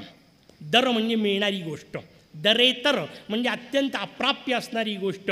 असं ज्यांचं उदर ते दरे तरो दर, नाही का, दरेतर ज्यांचं उदर आहे असे, त्यांच्या उदराचा अंतपार लागत नाही. मोरयाचं उदर कळत नाही. मोरया लंबोदर आहे. हे सगळे शब्द व्यवस्थित लक्षात घ्या. यातला कुठलाही शब्द मराठीच्या व्याकरणाने लावायचा नाही, लागतही नाही. मोरयाचं एकही नाव मराठीच्या व्याकरणाने लावू शकत नाही. वक्रतुंडचं काय कराल, मराठी अर्थ लावता येईल नाही का. ज्याचं तोंड वेडवाकडं झालं त्याला वक्रतुंड म्हणाल की नाही, असा अर्थ लागू पडतो का, नाही. लोक म्हणतात नाही त्यांनी सोंड वाकडी केली आहे म्हणून. म्हटलं नाही, सोंड हे मोरयाचं नाक आहे, तोंड कुठं आहे. आणि वक्र नासिका शब्द वापरलेला नाही, वक्रतुंड म्हटलंय. मग वक्रतुंडचा अर्थ काय, गृहपाठ प्राध्यापक हो ना, काहीतरी दिलं पाहिजे की नाही. वक्रतुंड म्हणजे काय शोधून काढा. एकदंत, आपल्या डोक्यातले अर्थ नाही लावायचे. एक दात त्याचा तुटला आहे म्हणून एकदंत नाही लागत. एकदंत एवढंच जर असेल, मला सांगा एक दात तुटला आहे आणि एक दात पूर्ण आहे म्हणून एकदंत म्हणायचं, तर शब्द खरं तर दीडदंत व्हायला पाहिजे की नाही. एकदंत कुठं आहे बरं. त्याच्या पलीकडची एक मजेदार गोष्ट सांगतो. सहज काही काही गृहपाठ देऊन ठेवतो ना बसल्या बसल्या, पुढच्या वेळची माझी सोय येण्याची, नाही वेगळा विषय. एकदंत, मोरयाचा एक दात तुटलाय, कोणता. आता आली पंचायत. कारण कोणता चित्रकाराने काढला तो, मूर्तिकाराला जमला तो, आम्ही कुठं पाहिला कधी. पंचायत आहे. नाही, कुठलाही दात तुटलेला नाही चालत. भग्न वामरदाय नमः, तुंग सव्यदंताय नमः. डावा दात तुटलेला असला पाहिजे, उजवा दातच पूर्ण असलेला पाहिजे. का डावा दात तुटला, दात शब्दाचा अर्थशास्त्राने सांगितला दंत सत्तात्मको धातू. दंत म्हणजे सत्ता, म्हणून आपल्याला पाय एखाद्या गोष्टीला ताकद लावायची असते की पण दात ओठ खातो. दात ओठ खाऊन आपण ती गोष्ट उघडतो सुद्धा. साधं बरणीचं झाकण उघडायचं असेल तर दाताचा संबंध सत्तेशी आहे, ताकदीशी आहे. जिथं आल्यानंतर सगळ्या डाव्या शक्ती खंडित होतात त्यांना एकदंत म्हणतात. तुटल्याच पाहिजेत त्या, म्हणून उजवा दात पूर्ण असला पाहिजे. रचना आपल्याला सांगितली, भगवंताच्या दोन बाजूला दोन शक्ती आहे. हा मात्र आता गृहपाठ एक दंत बोलता बोलता सांगून टाकलं मी, पण पुढचा गृहपाठ. एका बाजूला बुद्धी, एका बाजूला सिद्धी. पक्क पाठ, पक्क, इथं बसल्या सगळ्यांना पाठ. आता एक लहानसा प्रश्न, यातली सिद्धी कोणती आणि बुद्धी कोणती. पंचायत आहे. कधी हिला म्हणतो कधी तिला म्हणतो, असं नाही चालत. आपल्याला वाटेल ती थोडी असेल. शास्त्राने हिशोब सांगितला, कोणता शोधा, वाचा. कारण सगळ्यात महत्त्वाचं काम व्यासपीठाने आयतं खाऊ घालणं नसते, व्यासपीठाने वाचायला प्रवृत्त करणं असतं. मुद्गल पुराण वाचा, सगळ्या प्रश्नांची उत्तरं आपल्याला मिळतील. कोणती सिद्धी कोणती बुद्धी कळलं पाहिजे. कोणीला डावीकडे ठेवलं, कोणाला उजवीकडे, का डावीकडे ठेवलं, का उजवीकडे, प्रत्येक गोष्टीचा विचार शास्त्राने केला. काही निरर्थक नाही आहे या जगामध्ये, व्यवस्थित समजून घ्या. असे जे माझ्या आतमध्ये असणारे दैत्य, त्यांना नष्ट केल्यानंतर लंबोदरापर्यंत जाता येतं. पण कशाला लंबोदर म्हणतात, मुद्गल पुराणाने लंबोदराची व्याख्या दिली. यस्योदरात विश्वमिदं प्रसूतम. ब्रह्माणी तद्वत जठरे स्थितानी अनंतरूपम जठरम ही अस्य लंबोदरंतम प्रणतोस्मी नित्यम. ज्याच्या उदरातून सगळे जन्माला येतात, ज्याच्या उदरातच अनंत कोटी ब्रह्मांड क्रीडा करतात, ज्याच्या उदरातच अनंत कोटी ब्रह्मांड लय पावतात, लंबोदर त्याला म्हणतात. पोट सुटण्याचा काही संबंध त्याच्याशी नाही. व्यवस्थित समजून घेतले पाहिजे हे अर्थ. तो लंबोदर, त्याच्याकरता आपल्याला अथर्व शीर्षकाराने सांगितलं, सर्वम जगदिदम त्वत्तो जायते, सर्वम जगदम त्वत्तष्ठती, सर्वम जगदिदम त्वयि लयमेष्यती. लंबोदर त्याला म्हणतात. त्या परब्रह्म परमात्म तत्वाला, त्या आत्मस्वरूपाला लंबोदर म्हटलं. त्या लंबोदराचं वर्णन करताना आचार्य श्री आपल्याला सांगतायत, दरे तरो दरम वरम. त्याचं उदर पार लागत नाही, प्राप्य होत नाही, त्याचा अंतपार आपल्याला कळत नाही. उदर फार लांबची गोष्ट झाली. मोर्याबद्दल एक आणखीन गोष्ट मजेदार सांगतो. मोर्याचं एक सुंदर नाव आहे धूम्रवर्ण. त्यांचा रंग धुरासारखा आहे. एवढा अर्थ तर कोणालाही कळेल. पलीकडचा अर्थ कळला पाहिजे. धूर समोर आल्यानंतर पलीकडचं काहीच दिसत नाही. एकदा धूरमध्ये आला डोळ्याच्या की पलीकडचं दिसत नाही. आणि वर्ण या शब्दाचा अर्थ आहे कातडीचा रंग. तुम्ही सगळ्यात पहिले माझं काय पाहिलं? त्याचं उत्तर आहे कातडीसुद्धा नंतर पहिली, रंग आधी पाहिला. मग गोरा गोरा इथून सुरुवात होते बोलायची आपली. हा हिशोब पहिल्यांदा येतो.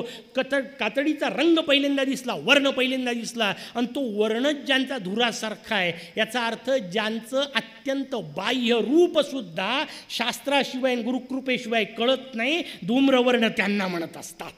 ही रचना आपल्याला मजेदार एक सांगितली. ह्या रचनेत सांगितलं आपल्याला, दरे तरो दरम वरम वरे भवक्त्रमक्षरम. त्यांचं वक्त्र जे आहे, मुख जे आहे ते अक्षर आहे. आता जसं सांगितलं तसं गज आहे, अक्षर आहे, नष्ट न होणार आहे. म्हणून मानवी बुद्धिमत्तेचा जो काही टोक भाग असेल, ऋषींच्या प्रतिनत प्रज्ञेचा जो काही शेवटचा भाग असेल, त्याचं उत्तर आहे माझ्या मोरयाची मूर्ती. ती मूर्त आहे पण अमूर्त आहे. बाकी कुठल्याही देवतेचा बद्दल पूर्ण आदर बाळगून सांगतो, उरलेल्या सगळ्या देवतेंच्या रूपाला मर्यादा आहेत. तुम्ही ते रूप बदलवू नाही शकत. भगवान रामचंद्र म्हटलं की आपल्याला दक्षिणे लक्ष्मण यस्य वामे तू जनकात्मजा असंच रूप पाहिजे.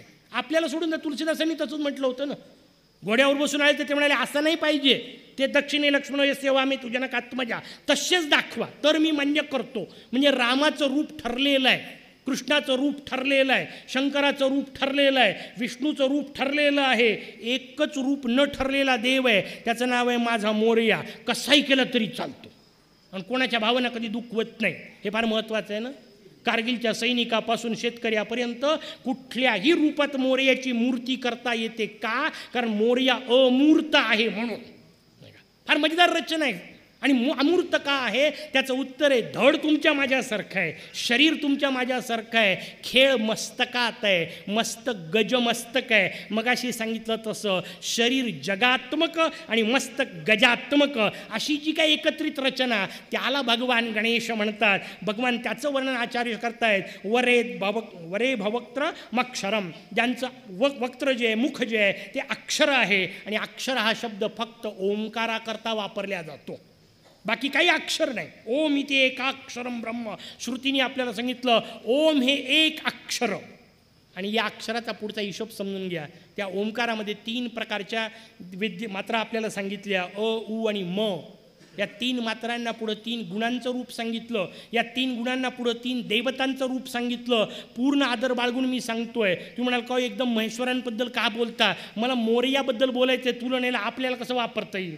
मला ईश्वर महेश्वरच वापरावे लागतील. पण हिशोब समजून घ्या, ह्या सगळ्या देवता या 3 गुणांनी युक्त आहेत.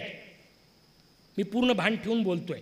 व्यासपीठाचं भान मला आहे, पण भगवान ब्रह्मदेव हे फक्त रजोगुणाचे अधिकारी आहेत. म्हणून ते फक्त निर्मिती करतात.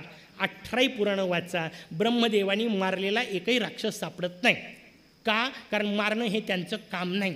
देवतांच्या बाबतीत काही गोष्टी व्यवस्थित समजून घ्या. समजा उद्या तुमच्यासमोर इथं भगवान अग्निनारायण प्रगट झाले आणि तुम्ही म्हटलं एक लोटीभर पाणी द्या, ते म्हणाल जमणार नाही, जाळायचं काय ते सांग. माझं डिपार्टमेंट फक्त तेवढंच आहे.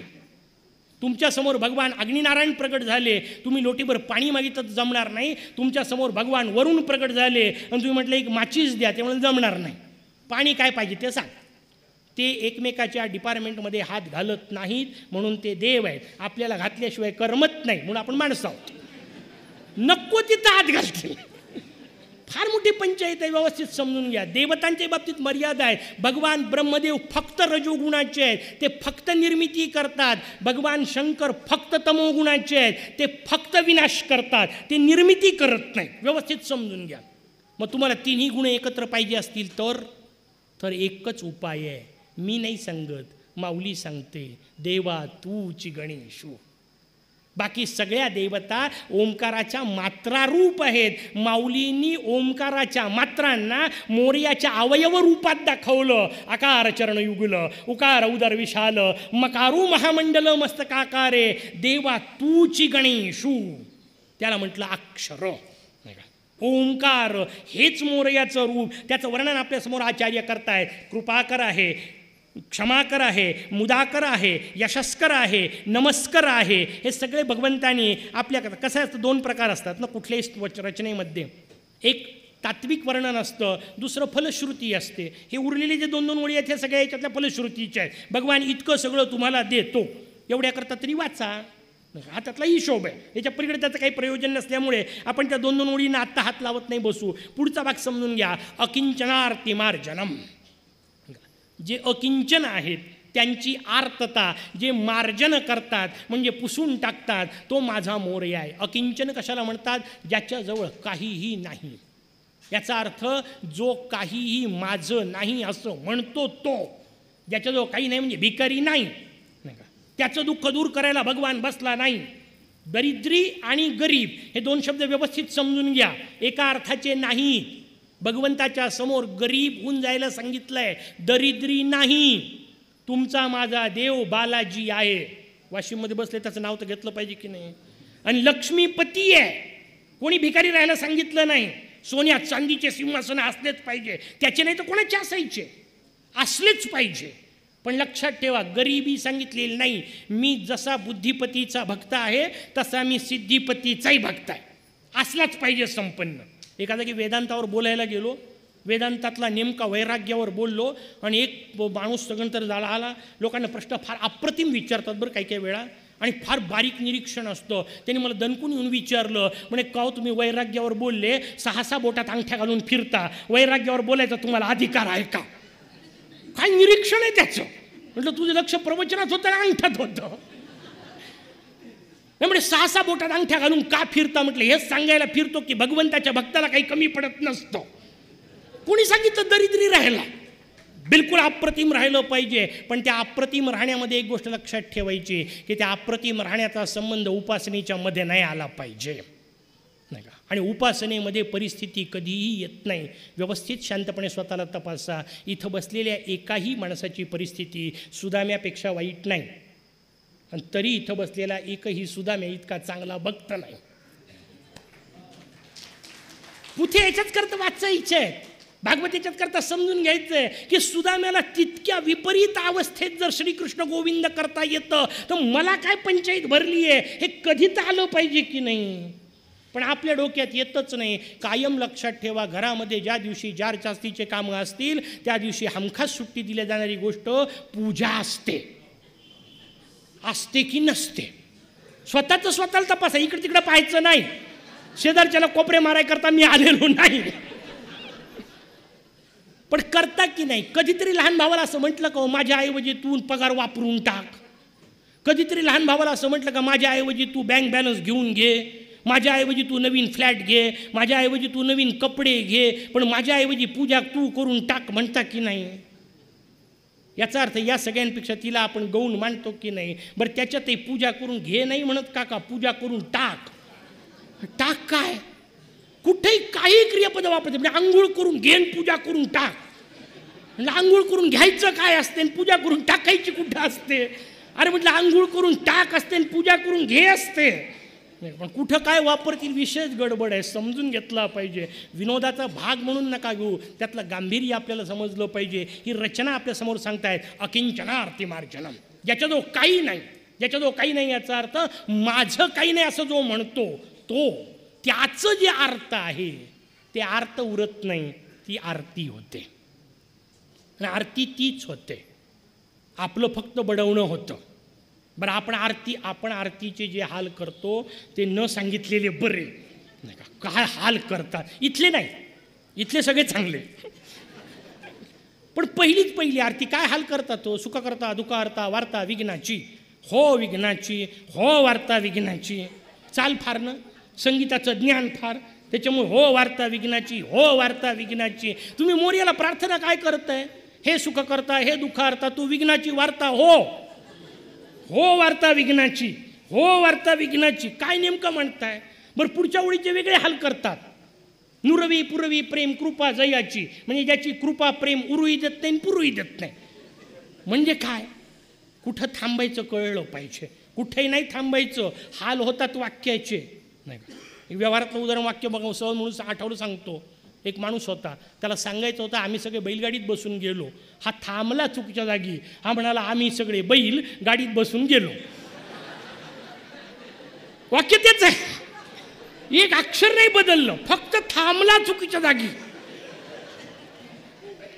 आणि काय सुंदर रचना आहे, मी तुम्हाला सांगतो आपल्या शास्त्राची. व्याकरणामध्ये ज्या जागी थांबायचं त्याला यती असं म्हणतात. काय सुंदर शब्द आहे हो. ज्याला थांबायचं ज्या जागेला त्याला यती असं म्हणतात. ज्याला कुठं थांबायचं हे कळतं त्यालाच यती असं म्हणतात. काय रचना, कुठं थांबायचं कळलं पाहिजे. सुख करता दुःख करता वार्ता विघ्नाची नुरवी, मग थांबलं पाहिजे. पुरवी प्रेम कृपा जयाची, पण काही विचार न करता दणान वाजवतात, दणान म्हणतात. काय म्हणतायत हे ऐकू जाऊ नये म्हणून मोठे टाळ वाजवतात.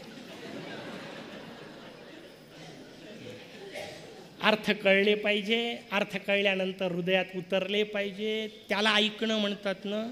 ऐकण्याची मोठी गडबड आहे.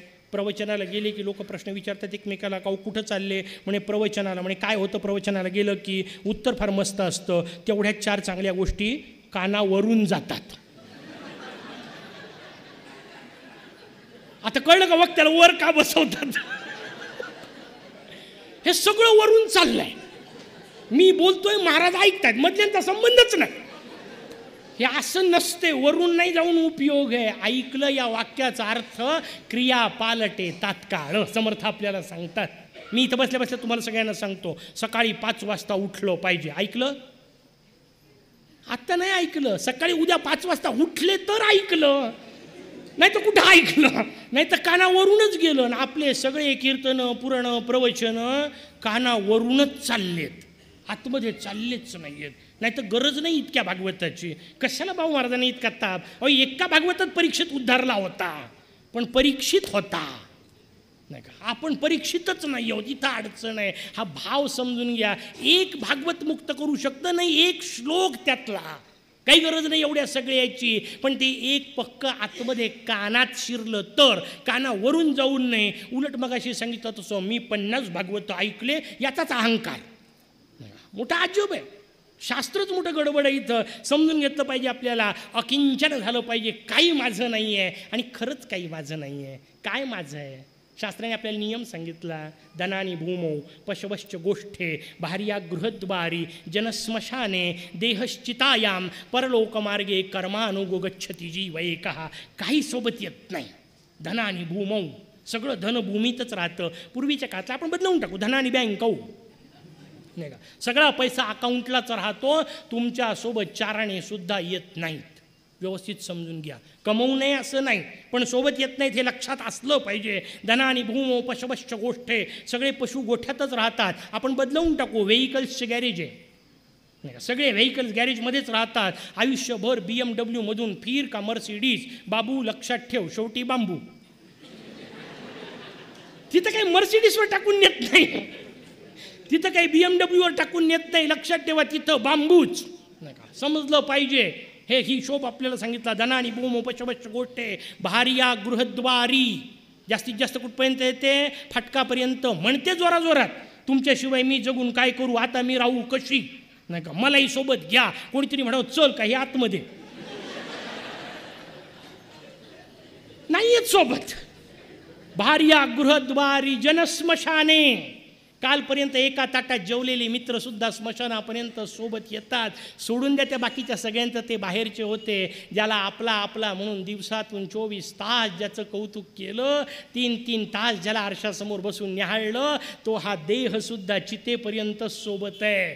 देहश्चितायाम. पुढं काय येतं त्याचं उत्तर आहे फक्त त्रिपदी, बाकी काही येत नाही. कर्मानुगो गच्छति जीवैकः.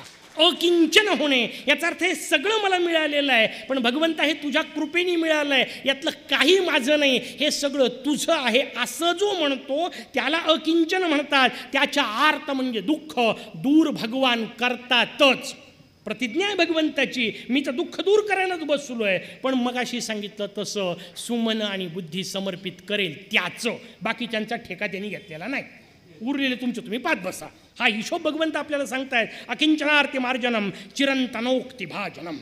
चिरंतन उक्ती जी आहे, चिरंतन उक्ती कशाला म्हणतात? शास्त्राने सांगितलं चिरंतन उक्ती म्हणजे श्रुती. तीच एक चिरंतन आहे, तीच एक शाश्वत आहे. बाकीच्या सगळ्या उक्ती बदलणार आहेत. तुमचं माझं एकमेकाशी बोललेलं आज बोललं राहतं, उद्या नाही तसं राहत, परिस्थिती बदलते. शाश्वत असलेली उक्ती कोणती, शाश्वत असलेलं वचन कोणतं? त्याचं उत्तर आहे फक्त शास्त्रवचन. ते अपरिवर्तनीय आहे, ते अपौरुषेय आहे. त्याचं भाजन म्हणजे पात्र. ते शास्त्र कोणाबद्दल बोलतं? मोरया तुझ्याबद्दल बोलतं. अकिंचनार्ती मार्जनम चिरंतनोक्ती भाजनम पुरारी पूर्वनंदनम. तीनही पुरांचं ज्यांनी मर्दन केलं ते जे पुरारी, त्यांचे पूर्व नंदन जे आहेत, त्यांना भगवान गणेशांना त्रिपुरारी. कथा आपल्याला सगळ्यांना माहिती आहे. समोर आहे पौर्णिमा, विचार करा. सगळेजण आपण त्रिपूर करणार आहोत, जाळणार आहोत. जरूर जाळा, पण जाळताना लक्षात ठेवा प्रतीक रूपात जाळायचे. 3 नगरं जाळायचे. पूर शब्दाचा अर्थ नगरं. कोणते 3 नगरं? त्याचं उत्तर इथंच असलेले. हे तुमच्यासमोर जे मी 3 बसलो आहे ना, तुम्हाला काय गोष्टी करता? एकच तर बसल्या, याचं उत्तर नाही. इथं मी 3 बसलो आहे. 3 देह आहेत, सगळ्यांना तिथं बसलेल्या. मी अध्यात्म वगैरे नाही वेगळं सांगत, वेदांतातल्या परिभाषा नाही सांगत, तुमचा सगळ्यांचा अनुभव सांगतो. सगळ्यांना इथं बसलेले एकदा केव्हा तरी स्वप्न पडलं आहे. आपण धावत धावत स्वप्नात कुठंतरी चाललो आहे. पाहिलं की नाही असं स्वप्न? पाहिलं. 5-3 कसे आहेत? एक जो पलंगावर झोपलेला आहे तो कुठं धावत आहे? तो तर पलंगावर झोपला आहे. दुसरा तो जो धावतो आहे. तुम्हाला तिसरा कुठं? पाहतो कोण आहे? तो तिसरा. आपल्याच आतमध्ये आपण 3, या तिघांना सूक्ष्मदेह, स्थूलदेह, सूक्ष्मदेह आणि कारणदेह असं म्हटलं. या तिघांची किंमत जास्त आहे. म्हणून पहिलं लोखंडाचं, दुसरं चांदीचं, तिसरं सोन्याचं. हे 3 पुरं एका रेषेत जेव्हा येतील तेव्हा भगवान शंकर त्यांचा विनाश करतील. एका रेषेत म्हणजे काय? हे 3ही विनाशशील आहेत हे कळणं, हेच एका रेषेत येणं. हे 3ही माईक आहेत, हे 3ही नष्ट होणारे आहेत हे कळलं. याचा अर्थ एका रेषेत आले. ज्ञानरूपी शंकर त्या क्षणी त्यांचा विनाश करतो. त्याला त्रिपुरारी पौर्णिमा असं म्हणतात. असे 3 पुरं जेव्हा जळतात तेव्हा जो प्रकाश पडतो त्याला भालचंद्राचा चंद्रप्रकाश म्हणतात. हिशोब आपल्याला सांगितला, तो पौर्णिमेचा चंद्र सांगितला, त्याची रचना आपल्यासमोर सांगितली की पुरारी पूर्वनंदनम. असे जे पुरारी म्हणजे शंकर, त्यांचा पूर्व आनंद. नंदन शब्दाचा एक अर्थ केवळ मुलगा नाही, त्यांना आनंद देणारे, त्यांच्या पूर्वीचाही आनंद असणारे माझे भगवान गणेश. सुरारी गर्व चारवणम. जे सुरारी आहेत, राक्षस आहेत, त्यांच्या गर्वाचं निरसन जे करतात, निवारण जे करतात. राक्षस समजून घेतले पाहिजे. राक्षस शब्दाचा काही आपल्या अर्थशी संबंध नाही. आपल्या डोक्यात जे मालिकांनी बसवले असे राक्षस पुराणांनी वर्णन केले नाही. ते काळे बेंद्रे नसतात, त्यांचे डोळे लाल नसतात, त्यांना शिंग वगैरे नसतात, ते विनाकारण हा हा करत हसत नसतात. उलट राक्षस हँडसम असतात. जे हँडसम असतात त्यांनाच राक्षस होण्याची शक्यता असते. बाकीच्यांना विचारतेच कोण? रावणो लोकसुंदर हा असं वर्णन केलं की वाल्मिकींनी. रावण कमालीचा सुंदर होता, अत्यंत सुंदर होता, अफाट ज्ञानी होता. तुम्ही म्हणाल मग मारला का? त्याचं उत्तर आहे ज्ञानी होता ही वेगळी गोष्ट आहे, नालायक होता ही वेगळी गोष्ट आहे.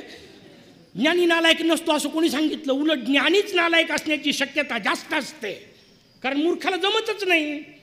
त्याचा कुठे हिशोब आहे? पण तो वेगळा विषय. आपल्याला समजून घ्या. रचना आपल्यासमोर सांगतायत सुरारी गर्व चारवणम. असे जे राक्षस, मग राक्षस कशाला म्हणतात? समुद्रमंथनाची कथा आठवा म्हणजे राक्षस कळेल. एका बाजूला देव आहेत, एका बाजूला दैत्य आहेत. दोघांनी मेहनत सारखीच केली, पण दैत्यांनी संप केला. दैत्य म्हणतात याच्यानंतर जे काही निघेल ते आम्हाला नाही मिळालं तर आमचं काम बंद. चालू असलेल्या चांगल्या कामाला जे बंद पाडतात त्यांना राक्षस म्हणतात. पहिला इशो. काही काही व्याख्या समजून घ्या ना, मजेदार नाही का. त्यानंतर ठीक आलं, ठीक आहे, काय निघालं त्यानंतर आपल्याला शास्त्र सांगतं त्या 14 रत्नात एक निघाली अद्वितीय, तिचं नाव आहे सुरा, दारू. दारू निघाली. राक्षस म्हणतात जांदो ले लेंगे. तुम्हाला का मध्येच हिंदीत का गेले, तिचं नाव घेतलं तरी हिंदी लोक सुचते, घेतल्यावर तर बोलतातच की हिंदी.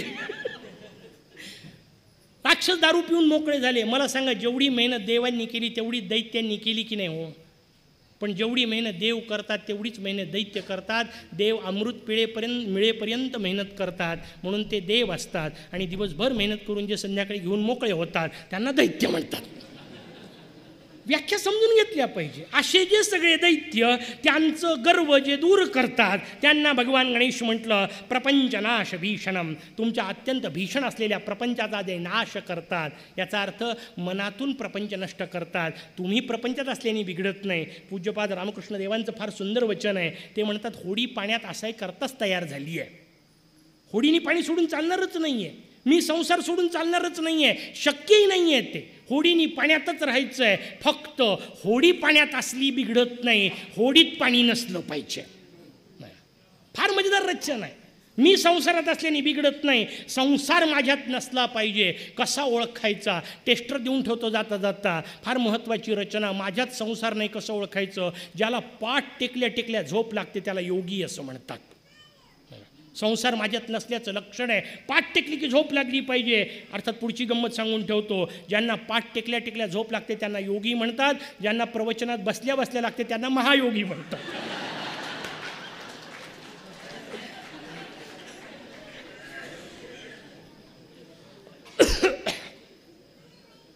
विनोद बाजूला ठेवू, भाव समजून घ्या. प्रपंच माझ्यात नसला पाहिजे. वास्तविक थोडा पैसा जवळ आला तर माणसाच्या झोपा मातीत जातात. मग मला सांगा, याच नियमाने सगळ्यात जास्ती झोप कोणाची खराब व्हायला पाहिजे? त्याचं उत्तर आहे भगवान विष्णूंची. कारण अख्खी लक्ष्मी त्यांच्याजवळ, पण ते मस्त झोपलेले असतात. का? कारण आईसाहेब पायाजवळ बसलेले असतात. ही रचना व्यवस्थित समजून घेतली पाहिजे. आईसाहेब पायाजवळ बसलेले असतात. आपल्याजवळ थोडा पैसा गोळा झाला की आपण तो तिजोरीत ठेवतो. तिजोरीला मोठ्याले कुलपं लावतो, कुलपाला लांबलचक किल्ल्या लावतो, आणि किल्ल्या डोक्याखाली ठेवतो म्हणून प्रॉब्लेम येतो. ती डोक्याजवळ गेली की मातीत घालते.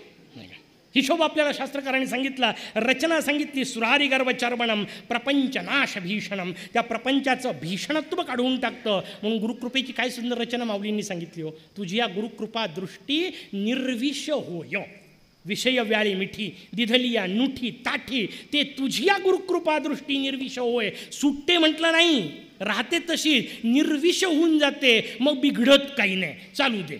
असलं तर असलं, नसलं तर नसलं. ही जी रचना आहे ती आपल्याला सांगितली. प्रपंचनाश भीषणम धनंजयादिभूषणम. आपल्या शरीरात 10 प्राण सांगितले. पंचमुख्य प्राण आपल्या सगळ्यांना माहिती आहेत. नाग, कूर्म, कुर्कल, देवदत्त आणि धनंजय असे 5 उपप्राण सांगितले. त्यातला धनंजय इथं असतो. बाकीचे सगळे 9 बाहेर येणं जाणं करू शकतात. हा धनंजय जागचा हालत नाही, म्हणून शेवटी इथं लोणी लावून पाहतात. ते जर वितळलं तर याचा अर्थ धनंजय आहे, आणि ते जर नाही वितळलं तर जय गजानन. पुढचा हिशोब सांगितला. म्हणून तो जो धनंजय, त्या धनंजयाचं जे भूषण आहे, त्या धनंजयाचं जे वर्णन करतात, तो धनंजय ज्यांच्यावर आभूषणासारखा बसलेला आहे. कारण मोरयाचं वर्णन आमच्याकडे सहस्रार चक्रात सांगितलं. तिथे भगवान गणेशाचं स्थान सांगितलं. त्या धनंजयाचं भूषण असलेले कपोलवार धारणम भजे पुराण वारणम नितांत कांत दंत कांती मंत कांत कात्वजम. दम लागल अशी रचना आचार्यांनी केली. एकच ओळ. नितांत आहेत, कांत म्हणजे सुंदर आहे, त्यांची दंतकांती अत्यंत सुंदर आहे. अत्यंत सुंदर ज्यांचे दात आहेत, आणि जे अंतकाचे अंतक आहेत. अंतक म्हणजे यम, त्याचाही अंत करणारा म्हणजे भगवान शंकर. त्यांचे जे आत्मज आहेत त्या भगवान गणेशांना अचिंत्य रूप, अंतहीन, अंतराय कृंतनम. ते अचिंत्य रूप आहेत, चिंतन त्यांचं करता येत नाही, ते अंतराय कृंतन करणारे आहेत. हृदंतरम निरंतरे वसंतमेव योगिनाम. ते सतत योग्यांच्या हृदयामध्ये निवास करतात. त्या एकदंताला मी शरण जातो. असं शरण जाण्याचा मार्ग त्यांनी श्रीगुरूंच्या कृपेने दाखवावे, हे मोरयाच्या श्रीगुरूंच्या चरणी प्रार्थना. झालेली सेवा समर्पित. जय गजानन.